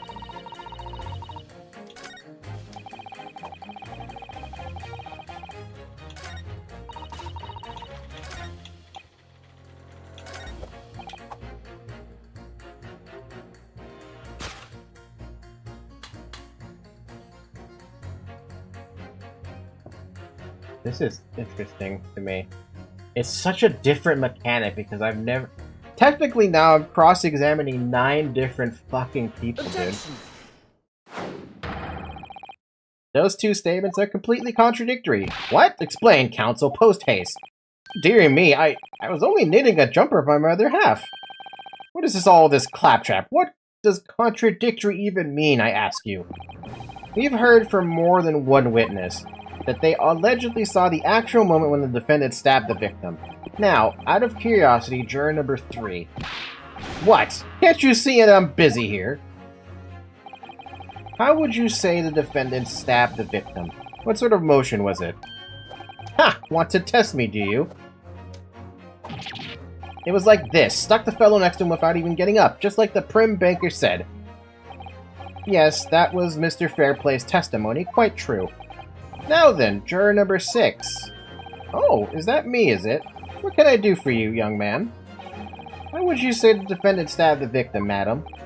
Oh, well, dear, as far as I understand it, it was like this. He stabbed the poor man after he'd collapsed on the floor. The coachman said so. Now, don't move. Take a look at those 2 jurors. He stuck the fellow next to him without even getting up. And he stabbed the poor man after he'd collapsed on the floor. Oh, I never... They're stabbing in totally different directions. What?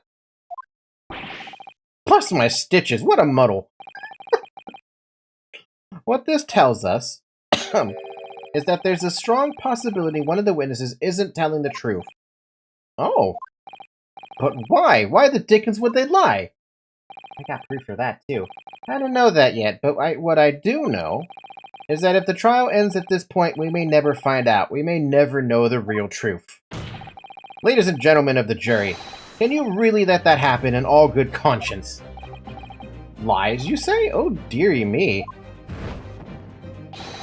I can't abide people telling lies. Ah, so they have to change their vote midway. Okay. The scales! I don't believe it!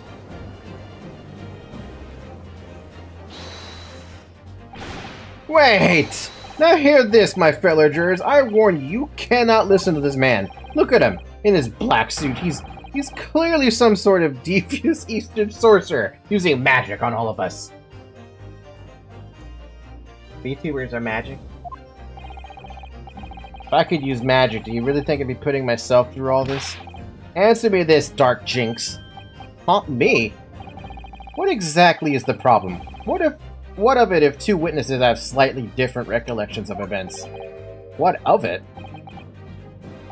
Let's say this Shylock did stab the victim as he was sat next to him on the omnibus, and this young dandy saw him do it. Now let's say the victim collapsed on the floor, and then the Shylock stabbed him again, and this old lady saw him do it.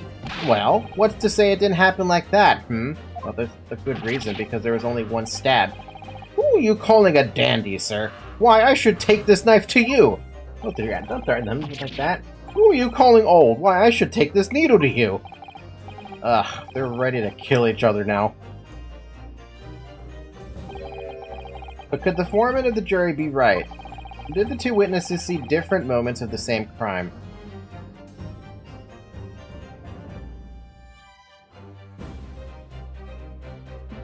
It's out of the question because there was only one stab wound. Like, if you look at the autopsy, it only talks about one stab. Stabbed once in the abdomen with a knife.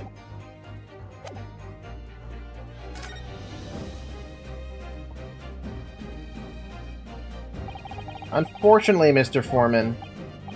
What is it, you dark jeans? Come on, out with it. What you're suggesting is impossible. It's out of the question. What? What are you talking about, man? How could you possibly say that? You do realize that I'm only doing my job. As foreman of the jury, I have a responsibility to steer everyone in the right direction. And you're steering everyone off a fucking cliff right now. So where's your evidence, man? That's what you want to see. I say the two witnesses saw two different moments of the same crime. If you see that's out of the question, show me some proof. Looks like the only way I'm going to convince him is present him with something he can't dismiss.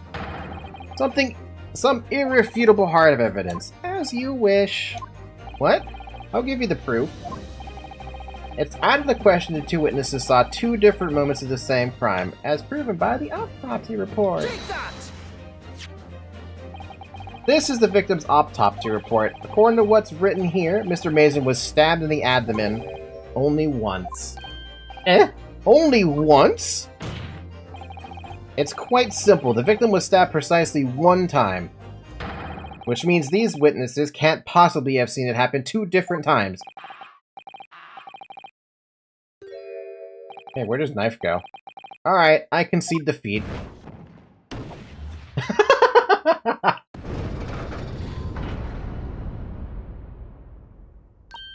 Oh, well done, Mr. Naruhodo. You did it. We could manage to change two more jurors' minds. We could force the trial to continue. Two more. Actually, there is something else that's bothering me about a couple of their assertions. Sorry. Then that's where you must strike. I need to pit two more jurors against each other and show there's another contradiction in their assertions.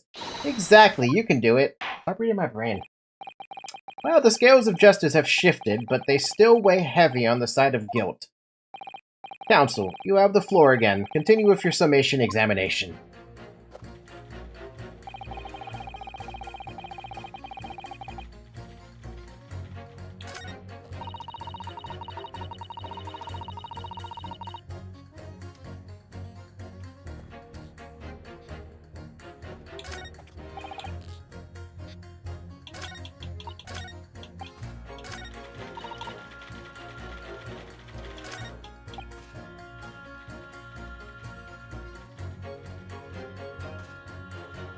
Wait, what? Wait a minute. Whoa, what? Wait, hello? Just like, simple math, hello? I trust the driver. He has excellent memory, it seems. 4 passengers with the fares totaling 20 pence. Hello? You can trust the guild. Fair prices is our motto. We haven't raised prices above 4 pence for years. Oh, there you go. I was like, something about that didn't seem right. Objection! There you go. Another one. These two statements clearly contradict each other. They do. Explain yourself, counsel. Me? Oh dear, what have I said? I swear on Silverblaze's manes and name. I haven't the first idea what you're talking about. According to the group testimony we've heard so far, there were 4 passengers on the omnibus of the night in question. And according to the coachman, Mr. Beppo, he took 20 pences in fare. Quite right, I have those precise details typed neatly here in front of me. And juror number 5 also told us the following. The fare for the omnibus is always 4 pence. That it is, a fair and convenient single price, just the way London's carriages should be operated. But that doesn't add up at all. In fact, it leaves a glaring discrepancy in the facts. Why, man, why? 4 passengers paying 4 pence each. If you do the multiplication... it would be 16 pence. Exactly. As I said, it doesn't add up. The figures are different. By 4 pence, in fact. Or precisely one person's fare. One person's fare?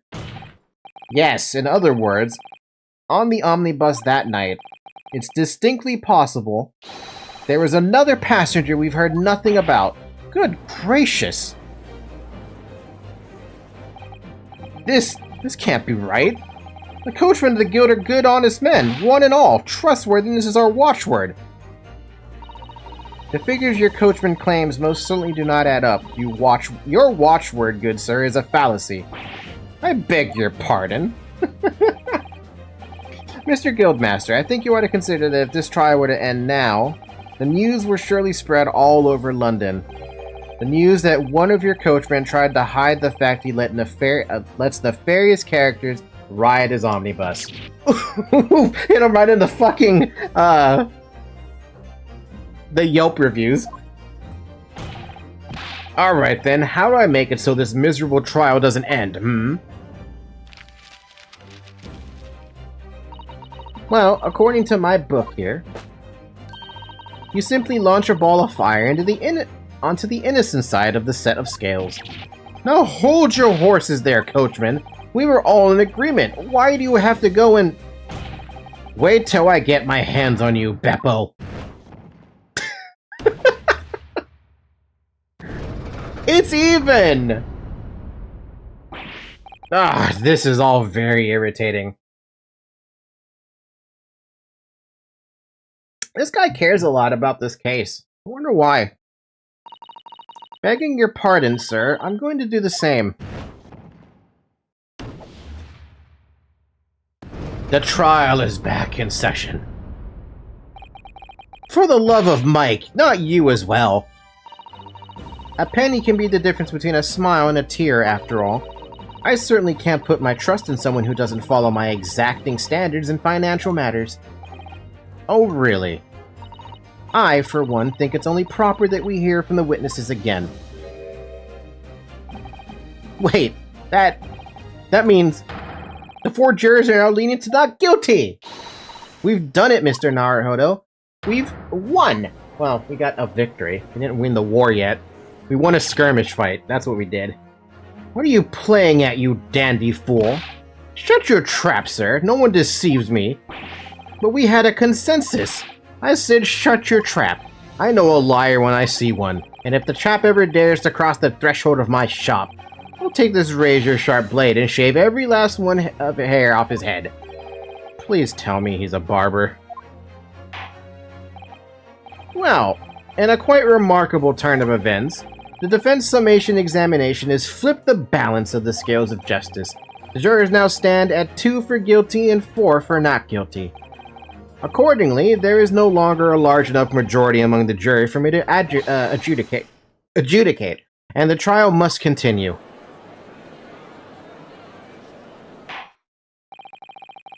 I hereby ask the defense, prosecution, and witnesses to return to their places, and I call upon all of you to continue to pursue the truth. Oh boy. So, Lord Van Zeeks, continue to substantiate the case for the prosecution, if you please.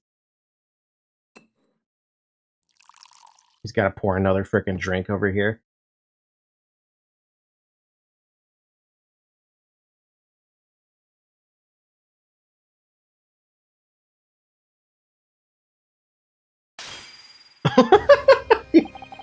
Having savored the rich aroma of the carmine contents of this hallowed chalice, it may seem crass to crush it to dust. Pray forgive the discourtesy. To Lord Van Zeeks! Is it cold in here, or is it just me? As your antiquated tome no doubt says, the prosecution may not speak during a summation examination, so I honored a deathly silence and listened to the charade. It seems I overestimated the intelligence of the jury. Well, no matter. There is nothing so hard to prove as a self-evident truth, it would seem. No, and why else would we grace the courtroom with our presence after all? So, let us proceed to the next round of battle. Oh! Bring forth the witnesses once more. Now we got some real Von Karma vibes going. Witnesses, I trust you heard the summation examination we just had to endure. Oh, yes, sir, that I did, sir. Of course I heard it. Oh, yes, sir, I heard it. You, sir, on the end, the coachman. I believe it's Beppo? Yes, sir. My lord, sir. If it transpires that in your previous testimony, you were attempting to veil the presence of a fifth passenger on your omnibus, you'll be found guilty of perjury. You are advised to bear that in mind, sir. Holy shit. When the judge tells you that, lay everything on the cards. You better start telling every fucking truth. Oh mio Dio.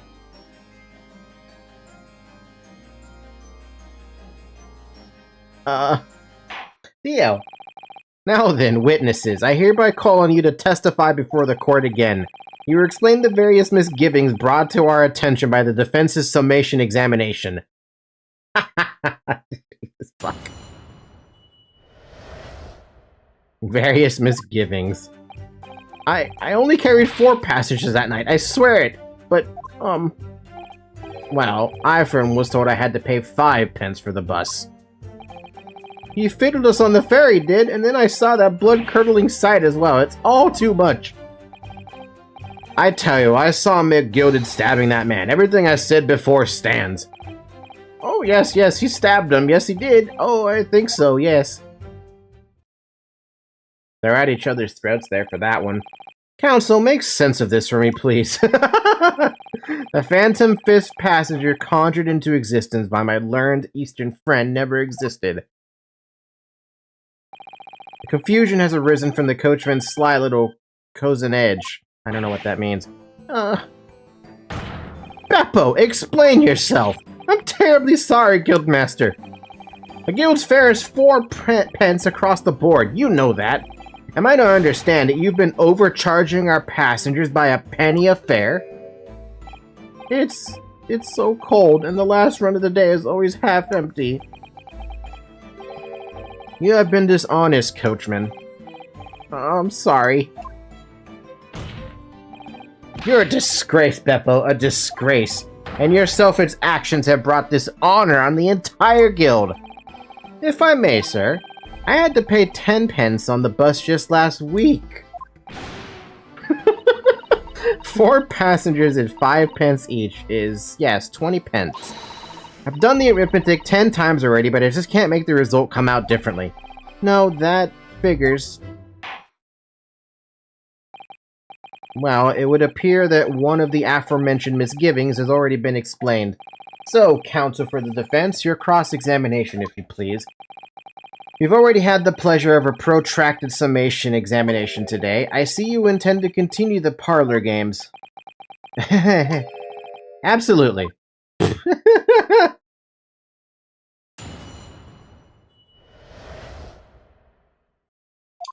Shit, man.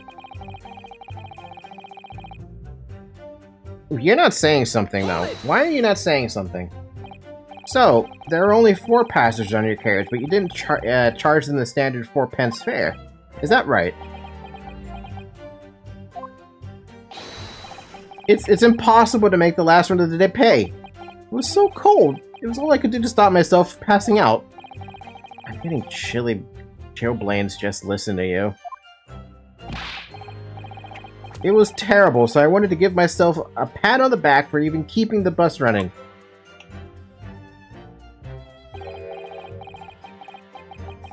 Doesn't a dedicated coachman deserve an extra penny per passenger?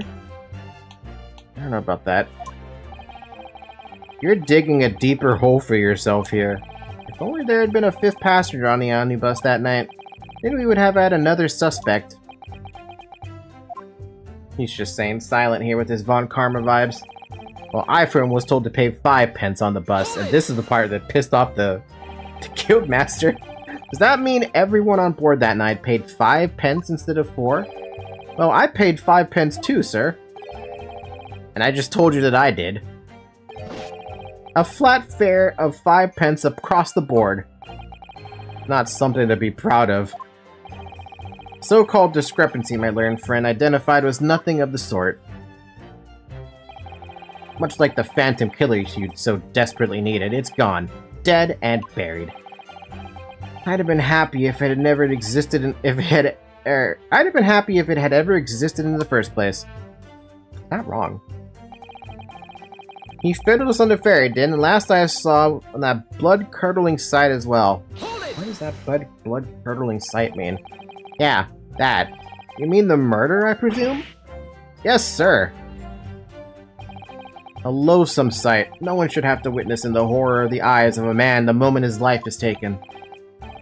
Oh, well, not exactly, sir. I mean, I didn't actually see the exact moment the gent was stabbed, huh? Good gracious, really? We have another witness who did, however. The bankers already testified to it. But Mr. First didn't actually see the point at which the victim was killed. That may turn out to be very significant. I heard the banker gent next to me take a sharp intake of breath. See, that's when I looked through the glass.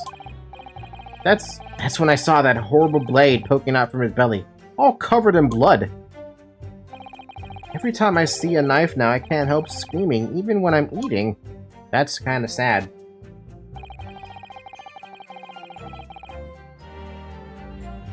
Remind me what you said earlier?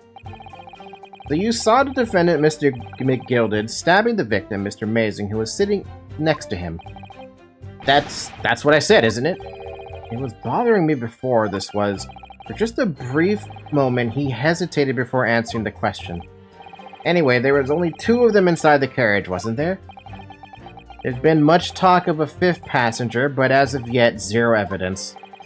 Then what are we wasting all this time for, eh? It's black and white. The man's guilty. Are you seeing something I'm not, Ryu? Something about Mr. Flair Play's testimony just jars with me. Wish I could work out what it was.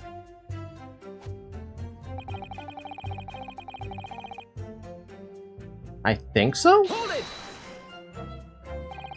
Earlier you testified that you saw the moment when the defendant allegedly stabbed the victim, didn't you? Oh yes, that's right. You said that the victim was on the floor and described the assailant holding the knife in an ice pick grip. Ice pick grip? I suppose I might have, yes, put the cart before the horse, maybe. What's this? Well, I'm quite sure about most of it. I was driving the horses when I heard a scream from the seats on the roof deck.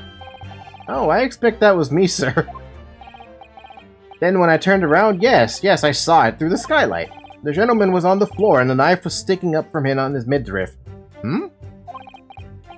That's right, yes, and the fellow holding the handle was the famous man, yes. So in short, he didn't see the moment the victim was actually stabbed at all. I really thought that I did, but when I go over it again in my head, no, I suppose I didn't actually see the precise moment of the stabbing, did I? Huh? Excuse me. Hold up. What are you pissed about? Do you have something to say about that, Mr. Fairplay? Now you listen to me. I know what you're thinking. You didn't really see the exact moment the fellow was stabbed. What are the chances of that? Eh? Are you asking me or telling me? He's getting flustered. Might be able to extract some new information from him if I answer him cleverly. Could he have just happened to see the exact moment the crime... Could he have just happened to see the exact moment the crime was committed? No chance. Well, it is a little hard to believe, certainly. Unless you spend your time peeping through a skylight at the top of an omnibus, that is. Peeping! I'm a respectable city banker, I'll have you know.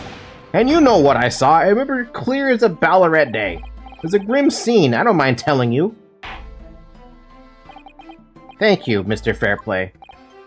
Oh, excuse me if I was getting a little hot under the collar there, my lord. I would ask you to supplement your testimony with a clear statement about exactly what you saw. Oh, I can do that, alright. I'll tell you just how grim it was. Did I forget the sight of a blood-soaked hands after the butcher stabbed him? Oh, you fucked up, buddy.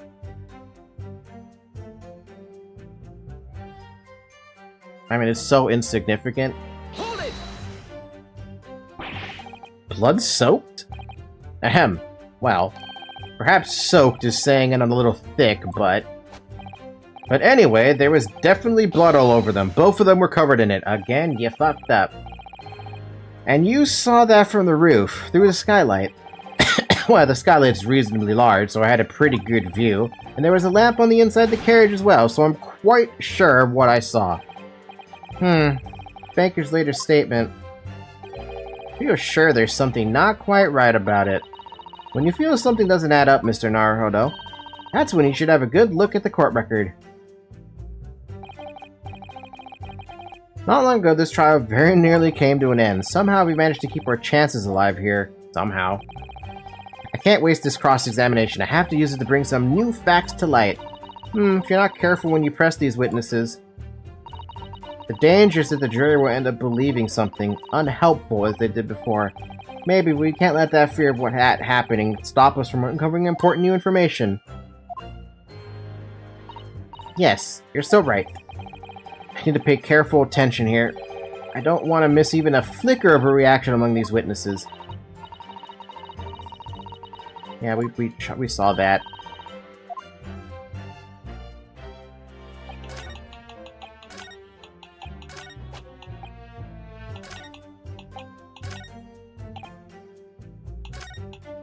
Wait, what? Oops.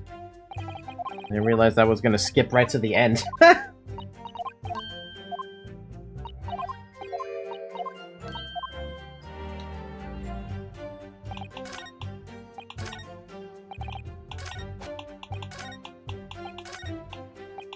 Oh, for God's sakes, man! I'm just trying to...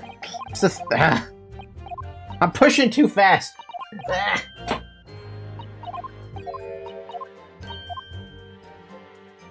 My cat's currently sleeping on my laptop again.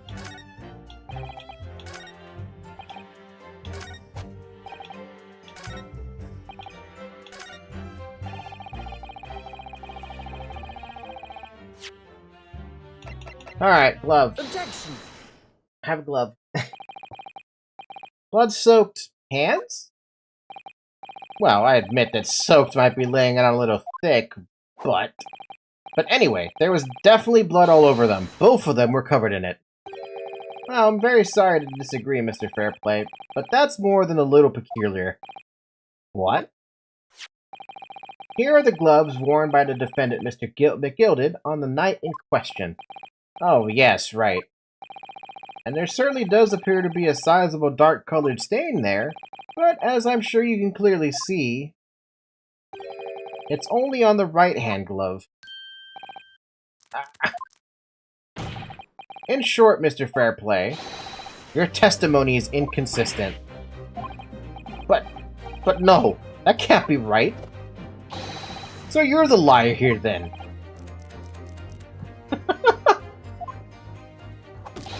That's right, you were quite clear about it. You said, "Ha! It was both hands." Poor Monopoly Man doesn't have anything to go with anymore. Now, he's the most suspicious, though, right now, though. Mr. Fairplay, if your last statement was a lie, it calls your entire testimony into question. You say you saw the moment the victim was stabbed, but is that really the truth? Objection! It was a simple mistake. You can't justify accusing this man of lying. You're up there on the stand. You can't lie. Yes, it wasn't both hands. It was only one, but the fact remains. The victim's blood was on the accused. No, Mr. Fairplay categorically stated that he saw blood all over both hands, which means there's a strong possibility that this witness was deliberately trying to mislead the court. You like the word perjury, Fairplay? Why? Why? I'm a city banker, for pity's sakes. My word should be the gold standard. No, it's not. I'm a gentleman, not some gutter snipe. Upstanding members of society don't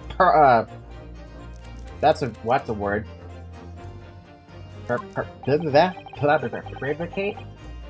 He's claiming to have no reason to lie. But is that really the case? Mr. Naruhodo, if we had some evidence to explain why Mr. Fairplay might be lying, it could turn the tide in this trial completely. Oh yeah, we do. Oh, yeah, we do. I have evidence. My lord. Yes, counsel. The defense is ready to present evidence. By Jove, are you sure? Yes, evidence that will clearly demonstrate why Mr. Fairplay had reason to lie in his testimony. Very well. I hereby call on the defense to present its evidence. The evidence that demonstrates a motive for witness's alleged deception of the court. It's right here in the log. Take that!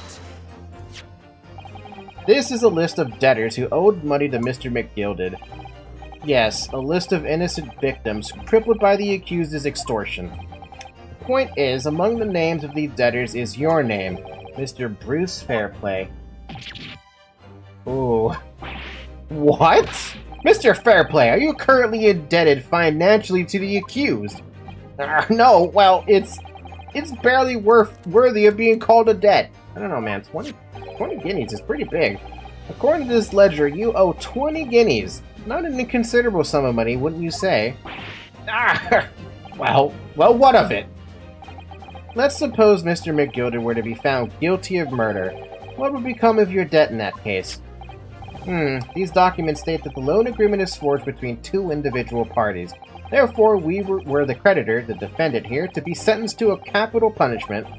All outstanding debts which were owed to him would be annulled. They would cease to exist. Cease to exist? Mr. Fairplay, it is not the case that you claimed in your testimony to have not seen something you never in fact saw, in a devious attempt to annul your debt of 20 guineas to the defendant. Oh, fucking called out. I've been wanting to present that one for a little bit. Order! Order! Order! Mr. Bruce Fairplay!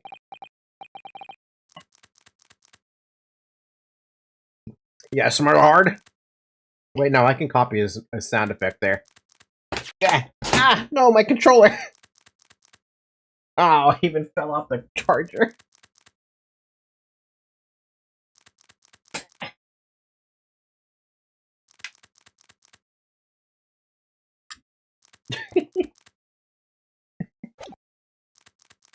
Yes, my lord? Let me ask you again. And be aware that your answer may have most serious implications upon your future, sir. Grr. Did you or did you not see the precise moment in time in which the defendant is allegedly to have thrust a knife into the victim? I can't even... what are you going to answer, man? Your silence speaks volumes. You did not tell the truth in your testimony. Alright, now let's not make a melodrama out of this. Perhaps I did overstate the truth a pinch. A pinch? But it makes no difference. I definitely remember seeing blood on McGilded's hands. Both of them. And yet, only one of the defendant's gloves, which we have here as evidence, is stained. So you keep saying... I wonder if I might be allowed to speak, sir. Go for it. Well, the thing is, I think I remember seeing it myself as it happens. Seeing what?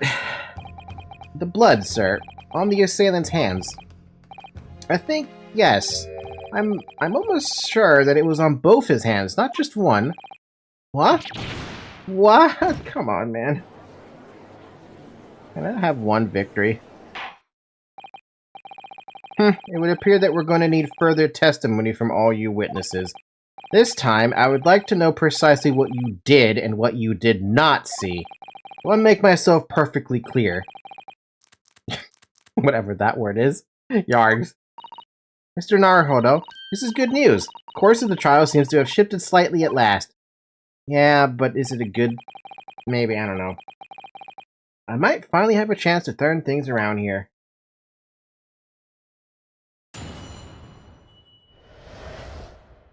What the witnesses really saw.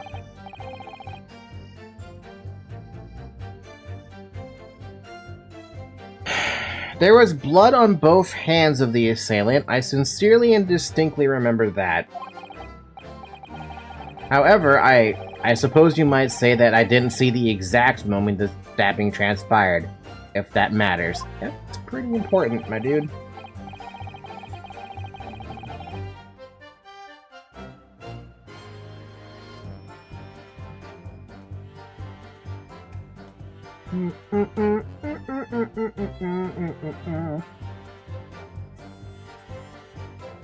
I remember seeing the knife, and I remember seeing both of the attacker's hands with blood on them.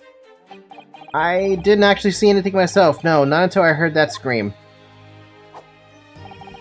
Anyway, the fact remains, there can't have been anyone else inside that carriage, or we would all have seen.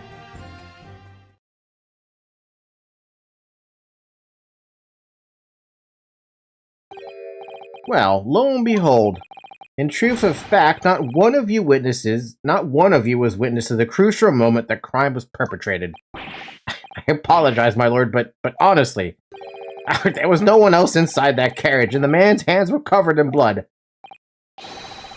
That much incriminating evidence is tantamount to saying that we saw the man do it. That's really not what testimony is about. Let us examine the interior of the omnibus once more. The victim's fresh blood is clearly visible on the seat, corroborating the witness's accounts. In other words, there is no substantial nor significant change in the facts of the case. Very well. Your cross-examination, please, counsel. Yes, my lord. Where do we even go from here, though? What the witnesses really saw.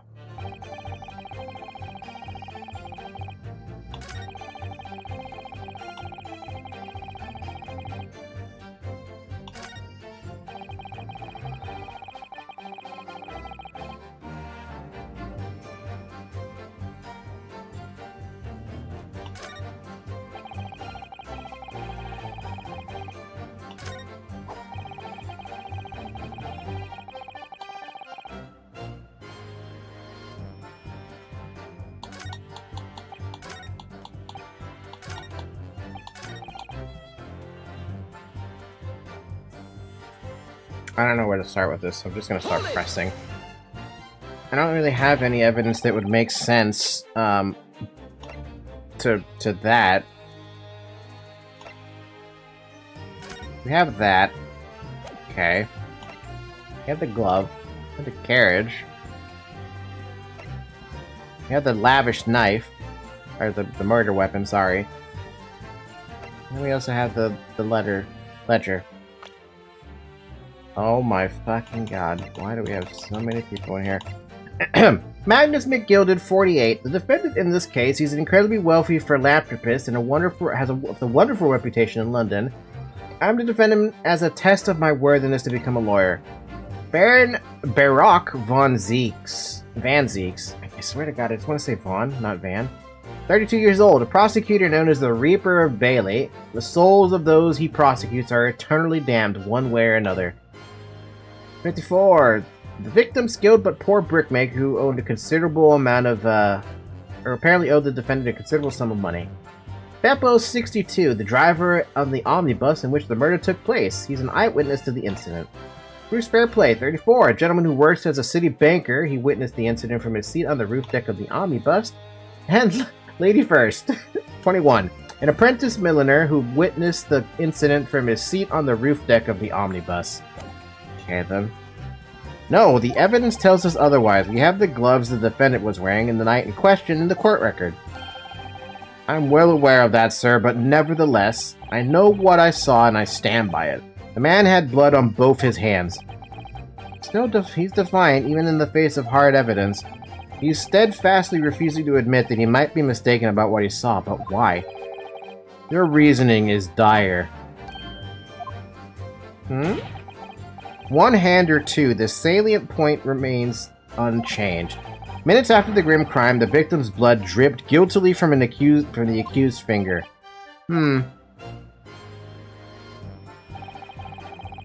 However, I suppose you had a better day. Don't try to downplay this. whether or not you saw the exact moment of the crime is a matter of fundamental importance, as well you know. But, for crying out loud, we all know that no one else could possibly have done it. I was just trying to save us all some time. You have a loan of 20 guineas outstanding with the defendant, do you not? Had you hoped to release yourself from that financial burden by ensuring the defendant was found guilty? Well, that's not what I was hoping for. I just lost a little guinea, or 10, when I backed the wrong horse in the derby. That's all. Gonna win it all back. There's a fixture in this weekend. That's a sure thing. A little guinea or 10. I'm a banker. No one bats an eye if I borrow a little spending money for the weekend. This is why the banks collapsed. I think you may have revealed rather more about your character than you bargained for, sir. This witness's scruples are not on trial here. Proceed to the next witness. Is that really how it's supposed to work? Hold it! You definitely saw that too. Blood on both hands. Yes, sir. I mean, I know what you're gonna say. Only one of Mr. McGilded's gloves has any sign of blood on it. That's right. The thing is, as far as I remember, sir, when I looked down and saw Mr. McGilded sitting beside the other fellow, I don't believe he was wearing any gloves, sir. He wasn't wearing these gloves? That's correct, sir, and I saw the blood on both his bare hands quite clearly. It's true that the dark-colored stain on the dark leather gloves would have been easy to see.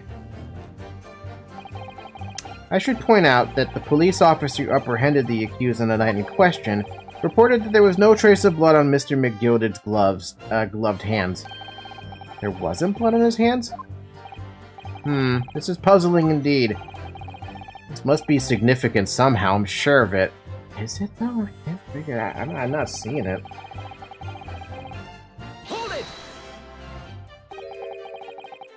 You didn't see anything? Oh, yes, sir. That is to say, no, sir, I didn't. Very sorry about what I said before, sir. Very sorry, yes. Beppo, you are 62 years old. You should know better. It was very wrong of me to make up stories and say I saw him stab the man. Wouldn't you agree, sir? I know what you're insinuating, but I certainly wasn't making up stories. Still, to say you saw nothing isn't right either, is it? No, sir. I saw nothing at all. Mr. Beppo, you were driving your horses. At the very least, you must have enjoyed a good view of London streets, no?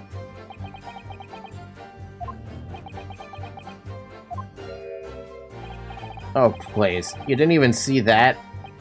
It was cold that night, you see. It was all I could do to keep from passing out, sir. My hands were fairly frozen solid, sorry to say, sir. It would seem prudent to avoid travel on the last omnibus service of London's cold winter nights. Beppo! You're not gonna have a job after this trial's over, Beppo. You're gonna be fired immediately. Hold it! And everything you saw of the incident was through the skylight in the roof of the omnibus? That's right, it was fiercely cold that night, but the glass wasn't frosted over. Oh yes, I remember I was shivering, it was so bitter. Which rather begs the question of why the pair of you were sitting on the roof deck in the first place.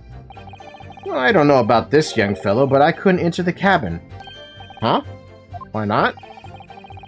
It was locked from the inside. I tried knocking, but no one opened the door. It was locked? That's right, and it's a public bus service, for pity's sakes. That's not what I call fair play. Yes, I had exactly the same experience. I tried knocking, but the gents inside just gestured at me to clear off. Well, I had no choice but to climb up on the roof deck and look down longingly into the warm cabin below. Or I can assure you I wasn't just looking down, I was glaring, long and hard. Ayo. And that's precisely why I can tell you with absolute confidence that if there was anyone else at all in that cabin, I would have noticed. unequivocal, I would say. I'm not sure about these two witnesses. Could they really have seen everything inside the cabin through the skylight? They wouldn't have been able to if they were on the front. Allow me to confirm one thing, Mr. Fairplay. You were riding this omnibus and witnessed the events in the cabin through the skylight and the floor on the upper deck. Is that right? That's right, yes. In that case, there's a portion of the cabin interior that would have been out of sight from you. What? By golly, really? Obviously, at this stage, we can't say for sure, but the possibility cannot be denied that at the time of the incident, there could have been another passenger in the enclosed cabin of the omnibus. Objection! Ah yes, we're back to this again. Enough hypothetical meandering, my Japanese friend. The prosecution demands that you substantiate your claims. After all, the scene of the crime is here, in the flesh. Very well, I will uphold the prosecution's demand. You will identify the area on this cross-section plan of the omnibus. Where exactly in the omnibus are you suggesting the potential extra passenger could have been situated? Technically right there. Essentially in a blind spot. Because if you're looking down from here, you're seeing all of this, but you're maybe not even seeing feet. Because why would you bend forward, you know? Take that! Both rows of seats on the roof face in the direction of travel, whereas the seats in the enclosed cabin face each other, which means the visible part of the cabin, which passengers on the roof deck can see through the skylight, is as I've drawn here. Ah. That's right, my lord. As you can see, the seat opposite the one on which the victim and his attacker were still sitting is obscured from view. In other words, if someone had been sitting on that seat, it's quite possible that these witnesses would have been completely unaware of it. I pulled that one out of my ass, dude. It's quite possible some phantom was sitting there. You Japanese have a forbidding habit of obscuring the truth of ambiguity. I concur with the prosecution's rejoinder, whatever that means. In a British court of law, evidence is paramount. I cannot entertain this conjecture, counsel. That is, unless you're able to put a name to this mysterious passenger to whom you allude. Can you, Mr. Naruhodo? No. I honestly don't know. Who could it have been? Who could have been in the other seat, which was out of sight from the witnesses on the roof deck? I have no idea. Ugh, I have literally no idea. But as a proud citizen of the Japanese Empire, you will look to the sky and walk on, making sure all signs of tears are gone. Huh? Go on. This isn't just a case of going on, Miss Suzato. Alright then, I'll go on. The defense would like to put forward a name. You are a fool. That response was a desperate attempt by a man who has no notion of his own limitations. A toast to hard lessons not yet learnt. Let us not delay, counsel. The defense is still to name the passenger in the other seat. This could be it. This could be the chance I'm waiting for to turn the trial in my favor. On that night, on the night of the murder, the person occupying the seat in the omnibus cabin that was obscured from view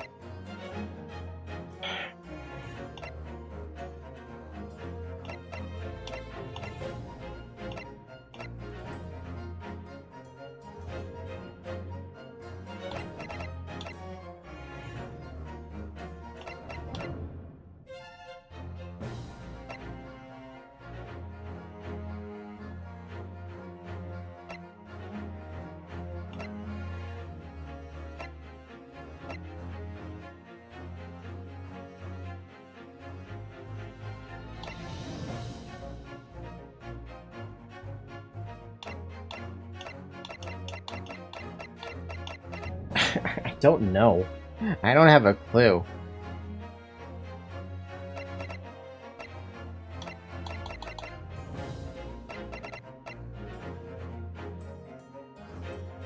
I feel like the only choice I have is to name Bruce. Take that! Yes, concealed in the blind spot of the cabin that night was none other than this unexpected passenger, which means I lost the thingy. Whatever so-called logic to use, you arrived at the conclusion it matters not, because your answer has made one thing abundantly clear. I'm dumb. The real blind spot is inside your head. It would appear to be unusually large. Yup. Mr. Naruhodo, our task here is to defend Mr. McGilded, and we are working on the assumption that he is innocent of this crime. Yup. Why? That must mean, then, that there was someone else inside the omnibus with Mr. McGilded, the true culprit.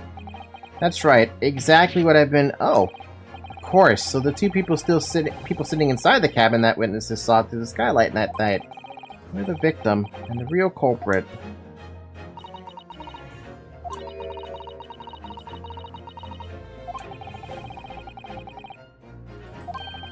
Hmm?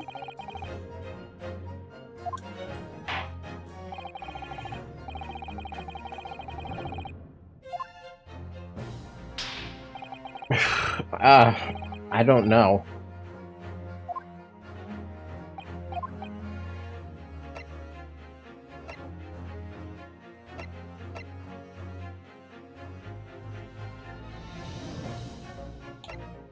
Am I dead?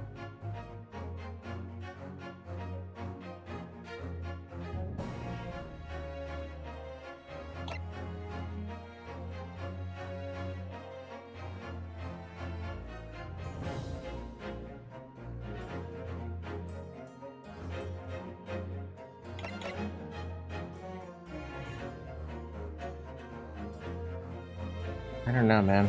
I'm really not sure. I'm completely unsure.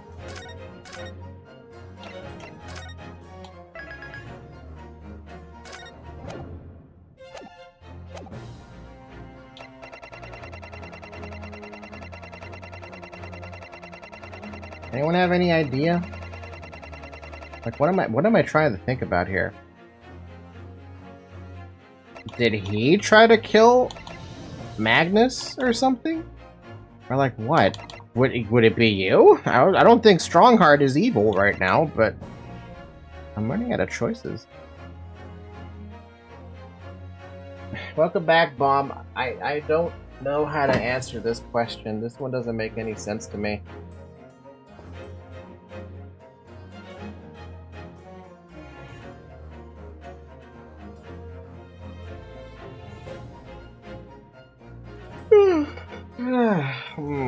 Ow.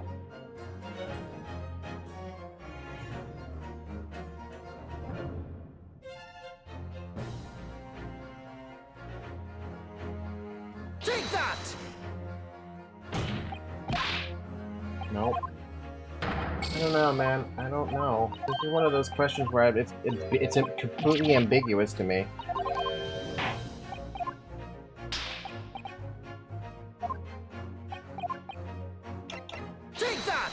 I guess that's the right choice. I don't know. Maybe I'm just not understanding that question.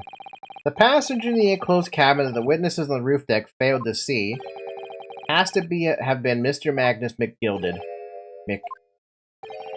Mr. McGilded? What are you talking about, counsel? That's the name of the defendant. Objection! If I desecrate this chamber by smashing my hollow chalice, do not forgive the discourtesy. Lord Van Zeeks! People talk of those tiny island nations in the Far East as having a learning and culture of their own, but I see they use the terms ill-advisedly. What are you trying to say, you racist prick? Let me explain in terms that even a student of an artless backwater such as yourself might understand. My God. When the bloody scene unfolded, the victim and his assailant were sitting side by side. Multiple witnesses have attested to the fact. It's the very premise on which the case is built. But that premise may be wrong. What? If the victim really was sitting beside Mr. McGilded, it creates an inconsistency that can't be reconciled in any way. What inconsistency, counsel? The defendant's gloves, my lord. Both witnesses made the same testimony. They claimed that there was blood on both hands of the person sitting next to the victim. Objection! Yet we know the truth to be otherwise. Only one glove bears the gory remains. The point is, even in the face of this irrefutable evidence, both witnesses have maintained their stance. Yes, their testimony remains unchanged. Exactly. They both adamantly swear that they clearly remember seeing blood on both hands of the assailant. In short, their memory of events is correct, and their testimony reveals the truth. If somebody else sitting beside the victim that night, a third party we have yet to identify, and the victim's blood was on that passenger's hands, both of them. Objection! And who was this third party? Obviously, the true culprit. Extraordinary.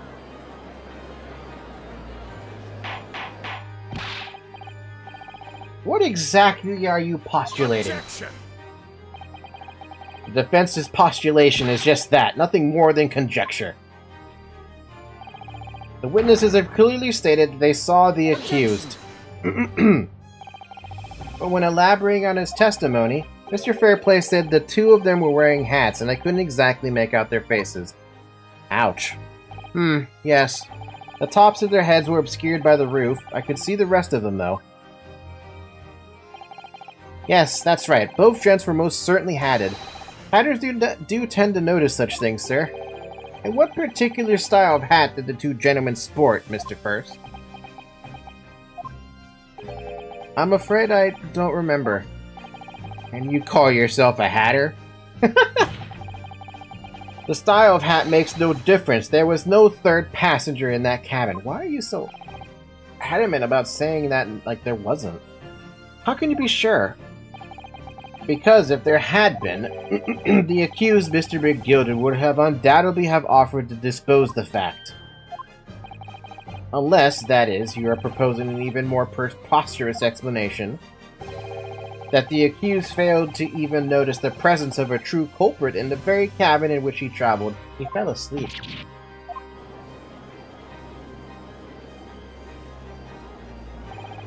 He's right. If there was another person traveling in the enclosed cabin of the omnibus, it's inconceivable that Mr. McGilded would have been unaware of it. Order! There's clearly a simple solution to this problem. Bring the accused, Mr. McGilded, to the stand. Well, what say you, counsel? The prosecution objects, my lord. Huh? On what grounds? As a suspect, he would have already made a full statement to the police. But what if there's some reason he was unable to speak freely? Magnus McGilded is no uneducated ruffian. If it indeed turns out the man has been withholding information, you can be sure it would have been the most deliberate act. Counsel for the defense, what is your opinion? My lord? We asked McGilded to testify or not? I say yes. Just immediately. Just say yes. Yes, we need to hear what he has to say in order to find out the truth. The defense would like to call Mr. McGilded to the stand. In that case, I would like to hear the opinion of the jury. Ah, yes. I need a little time to consider this. If you ask me, I think we should hear what Mr. McGilded has to say. Get the man out here, I say. It would be utterly illogical not to hear his testimony. When something needs doing, get it done. That's how I run things at the guild. Hearing what the patron of my favorite little park has to say, oh yes, that would be lovely. Yes, the jury says the man must be heard. So stupid. Very well, the court will hear the defendant's testimony. Bailiff, show the defendant at the stand at once.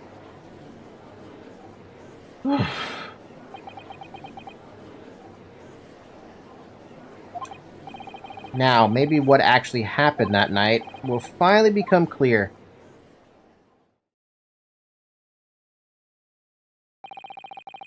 Let proceedings be resumed. Mr. McGilded, have you been listening to the discourse of the day? To be sure I have, my lord. There are now 2 matters on which the court desires to hear from you. The first is whether or not there was a third party with you in the omnibus Camden, as proposed by the defense. The second is that if such a person was indeed present, why did you conceal that fact from the police? Begad, no, 'tis not in my nature to hide anything at all. Anything at all. Just answer the questions, please.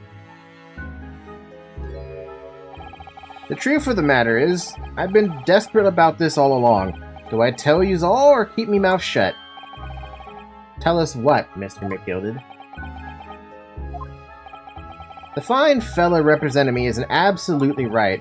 In the carriage on the night with myself and the other man, there was another passenger. It's true?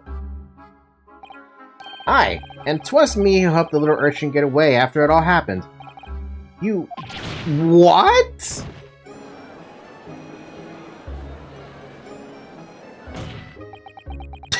He's more pissed if anything. No, Magnus McGilded, that convenient excuse can't save you now. I'm truly sorry, so I am, Lord Van Zeeks. I'm sure you'll be wanting to know why I said nothing when I was taken in by the police. I do, at least. I do be having a very good reason, I assure you. Which was... well, the little child was just in the wrong place at the wrong time and not in any way involved, you see. What? If the police had known the wee one was there, they'd have assumed she'd done it. They'd have hauled her into this here courtroom just like myself. Only trying to spare her that. Young hearts and young minds are easily damaged, my lord. And who was this young child of whom you speak? That, I don't know. You don't know? Aye, well, the wee thing just happened to be in the carriage that night. I never saw her before or since. We have absolutely no reason to believe this man. The prosecution calls for the witnesses' statements to be disregarded by the court. You know, I wouldn't be surprised if the urchin isn't here in this courtroom as we speak, listening to the proceedings. Huh?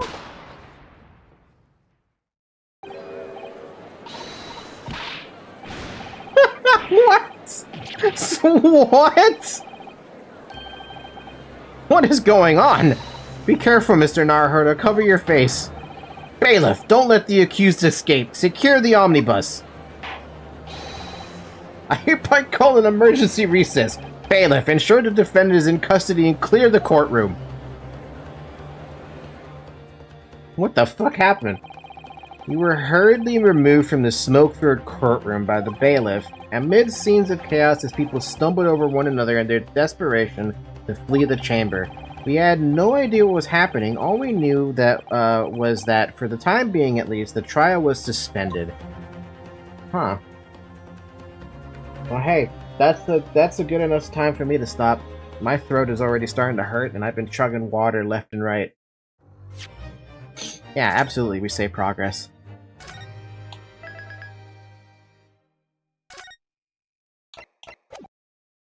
Okay. Okay, so, I know I said that I was only going to do 3 hours. Trust me, I would love to keep going, but I'm going to be completely honest with you. If I try to speak through all this dialogue like I tried to do last week, my voice is going to die. My voice is going to real fucking die. So, yeah, we're going to go ahead and call it a day here. Tomorrow we'll pick this up some more. I love this so far, but the Von Karma, I swear to God, if that's actually Von Karma's ancestor, I can see where he got some of his demeanor, but it still kind of terrifies me what that dude is. But like, obviously, it's not as dangerous as what Von Karma was doing, because Von Karma, during that entire case when you fight him, holy shit, he was just giving you such a hard time. That case was going down horribly. This one is much more doable right now. Bob, you said this stuff, the cases pick up in difficulty on case 4 and 5. Is that what you said?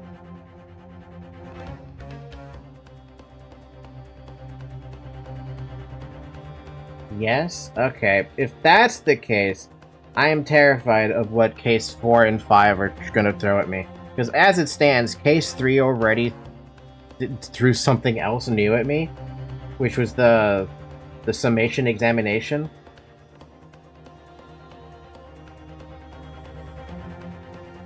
Case 4 is when you finally investigate yourself.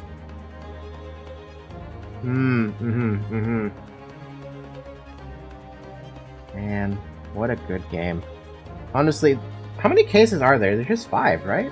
Let me look at the title.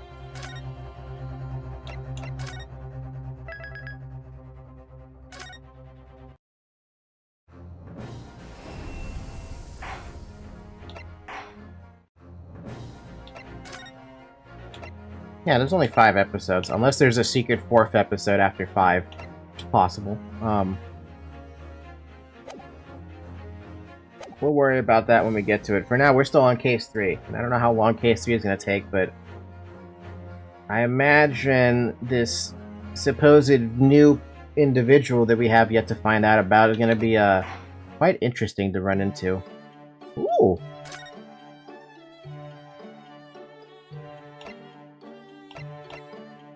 Ooh!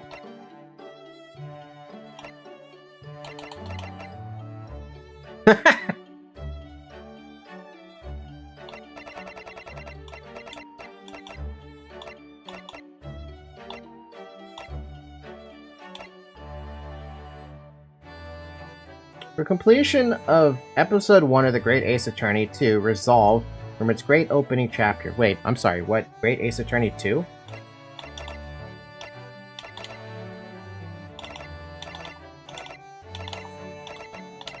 Huh? Wait, what's going on here? What is this? Oh, there's more chapters. So this is a long game, then.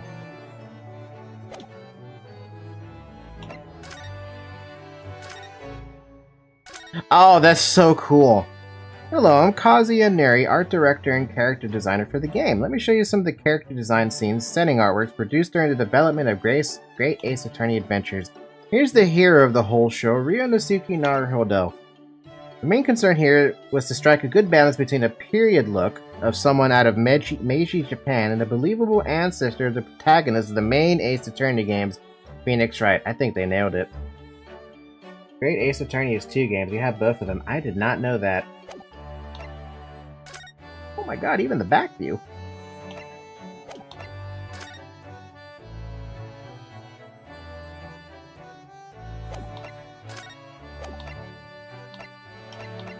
Oh my god, the different looks.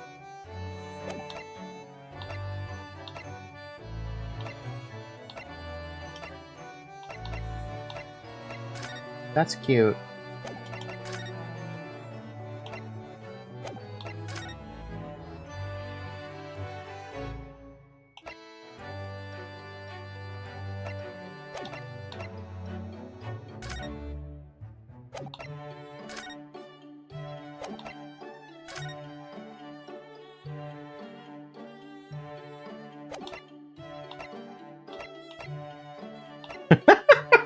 Fucking Sholbs is in here. Really?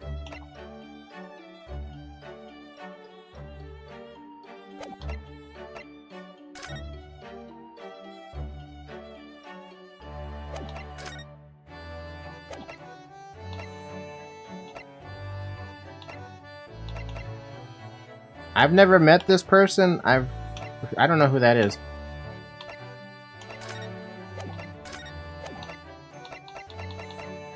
Man, Kazuma's so cool, but why'd they have to do the Maya or the Mia Fey treatment with him?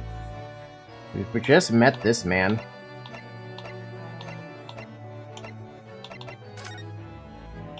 And here we have the British prosecutor, themed Baron. Despite the God of Death theme suggested for the design, I decided to avoid taking that too literally.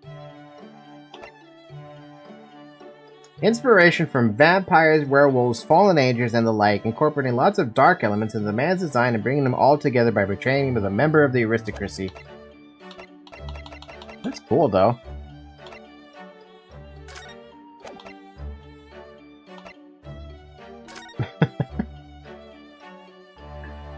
This character design crystallized in an instant. Of course it did.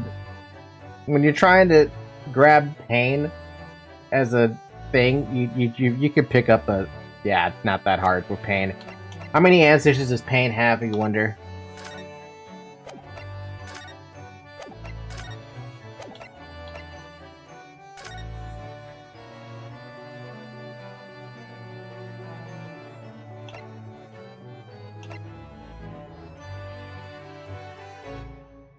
I almost eliminated the chicks from Giselle's design on numerous occasions, but they made it through in the end.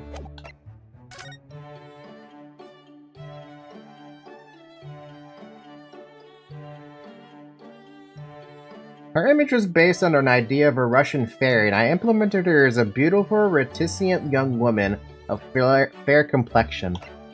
Due to the nature of the story, I was constrained in terms of her clothing, but since there aren't many orthodox female forms in this game, I did try to bring out the telltale lines of a young lady, even through the layers of her disguise. Her feline friend is obviously a Russian blue, which is right down there in the corner. Aw, it's so cute!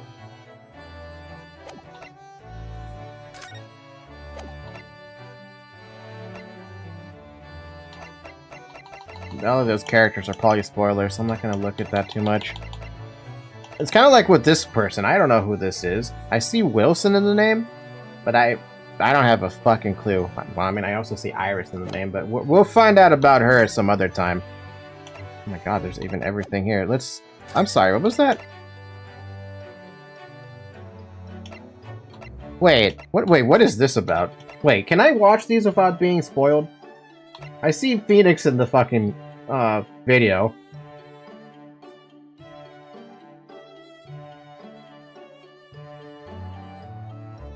And obviously I see Shomes. But this one is interesting me right now.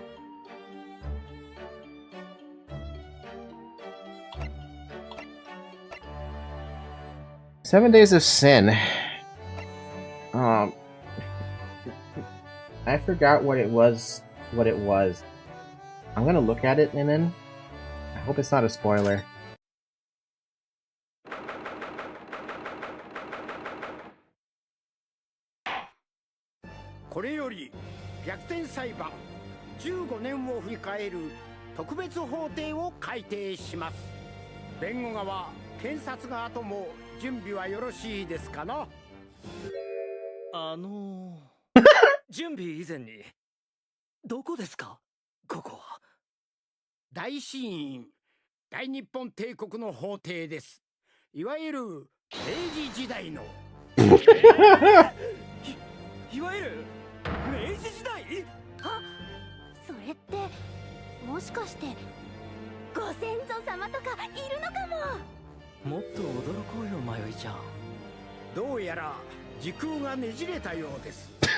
Time Warp 1.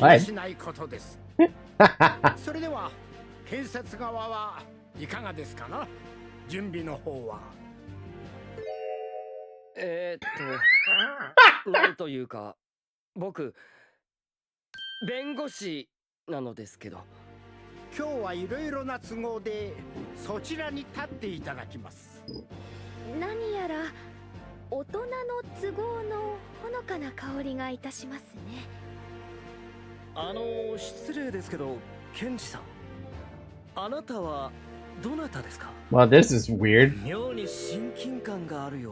Did you say time problems?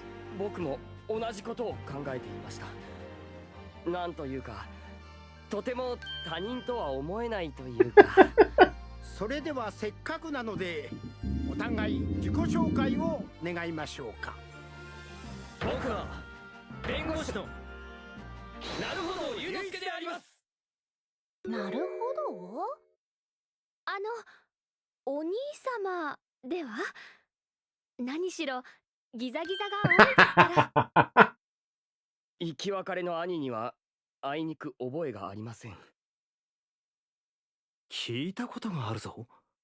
僕の先祖に龍之介という名前の弁護士がいるって。じゃあ、あのおじいさんは。僕のご先祖様？今、さりげなくおじいさん呼ばわりでございました、ね。おじいさん。なんだか妙に老け込んだ気分です。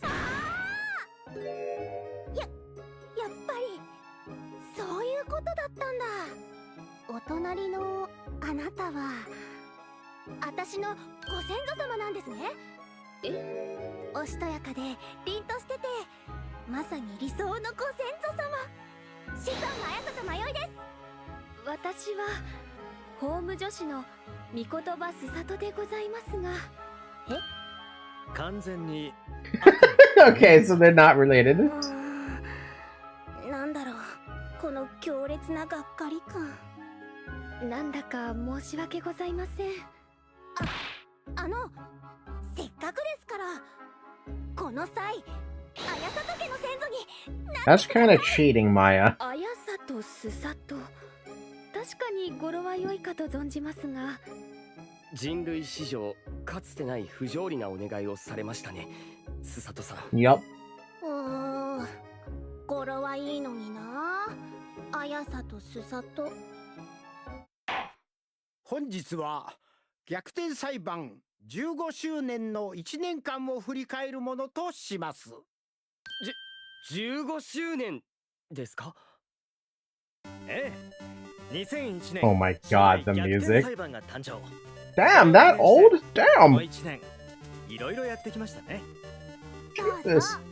今年の1月にはでっかいイベントをやったり、15周年特別法廷。あれは楽しかったよね。ああ、15年という時の重さをみんなと噛みしめたってね。待った。一言よろしいでしょうか。なんですか？時の重さを噛みしめる記念であるのならば、まずなるほど様の生誕100年以上こそ祝うべきではございませんか。100年以上？やめましょう、佐藤さん。時が重すぎて床が抜けます。Ryu just doesn't get a break, man. まさに人生の先輩。ありがたや、ありがたや。拝まれてしまいましたね。気軽に明治を振り回すのは控えた方が良さそうです。それに去年は舞台をやったり、ついにテレビアニメも I still have to watch that Ace Attorney anime. 私たちも毎週お楽しみだったよね。待った。テレビ？アニメ？一体何のことか。一から説明してもらおうじゃありませんか。100年の壁は分厚いみたいだな。やっぱり。あと今年はあれもありましたね。オーケストラコンサート。なんと9年ぶり。 I think I might have saw that on YouTube, now that I think about it. 私泣いちゃったもん。待った。オーケスコンサート？ああ、交響楽団の演奏会ですか。それなら先祖でもわかりますね。ベートーベン様、モーツァルト様、バッハ様。ああ、素敵でございます。全く読めないけど納得してくれたみたいだ。この頃の何でも漢字で書いちまえって風潮、何だったんだろうね。 She's not wrong. シェイクスピアがサオーだっけ。じゃあ、なるほどくんは差し詰め、なるおだね。沖縄はやめようか。こっちも老け込んだ気分になるよ。そしてつい先日8月3日のことでしたね。大日本帝国国民待望の大逆転裁判2、ついに発売。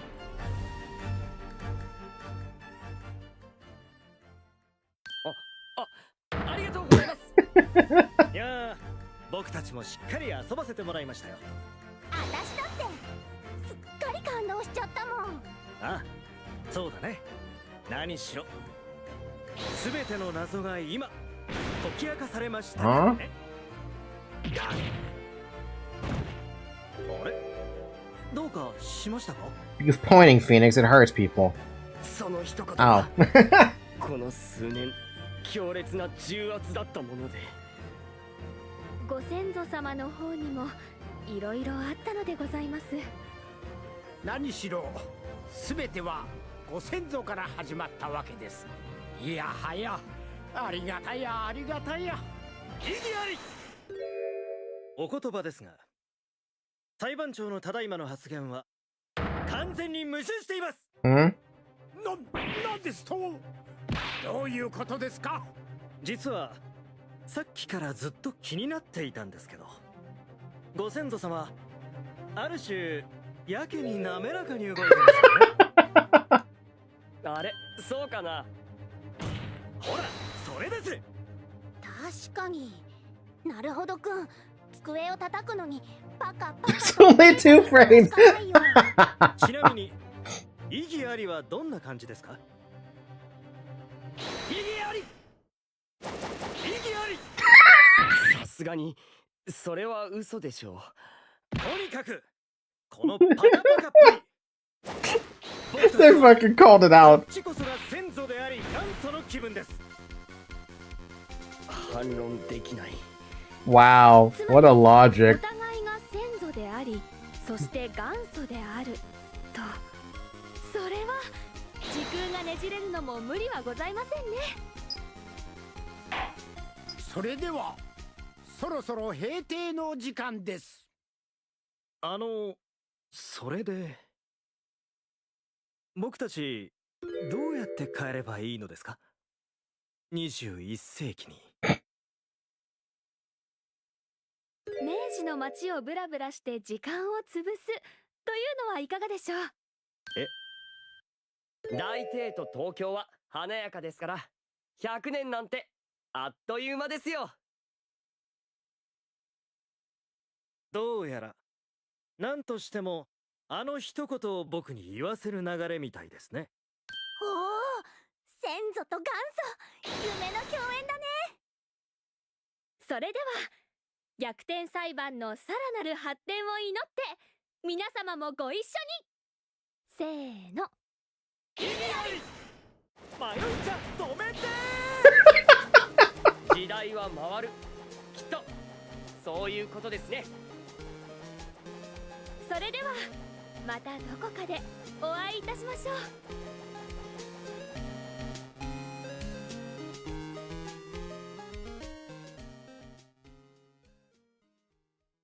That was cute. That was great, actually. That was fantastic. I like that. Alright, I'm gonna call that a day then. Thank you guys for watching! Wait, what was that about Taylor?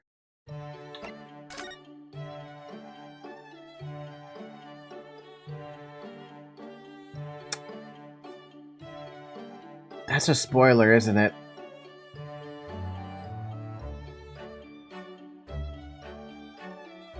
That is very much a spoiler. Except for this one.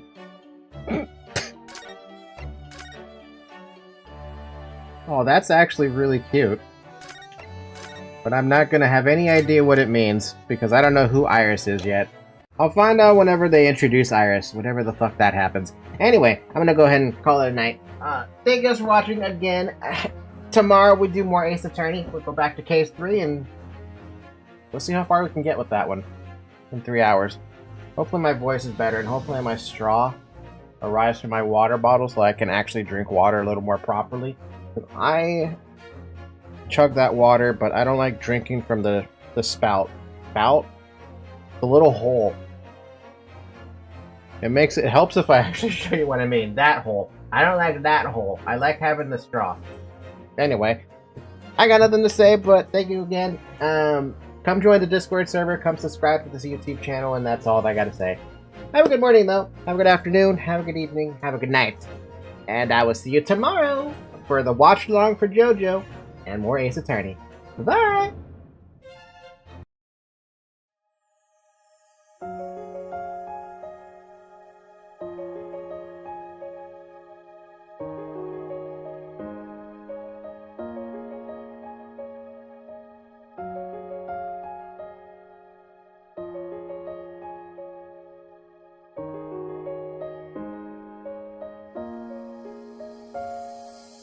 Bye.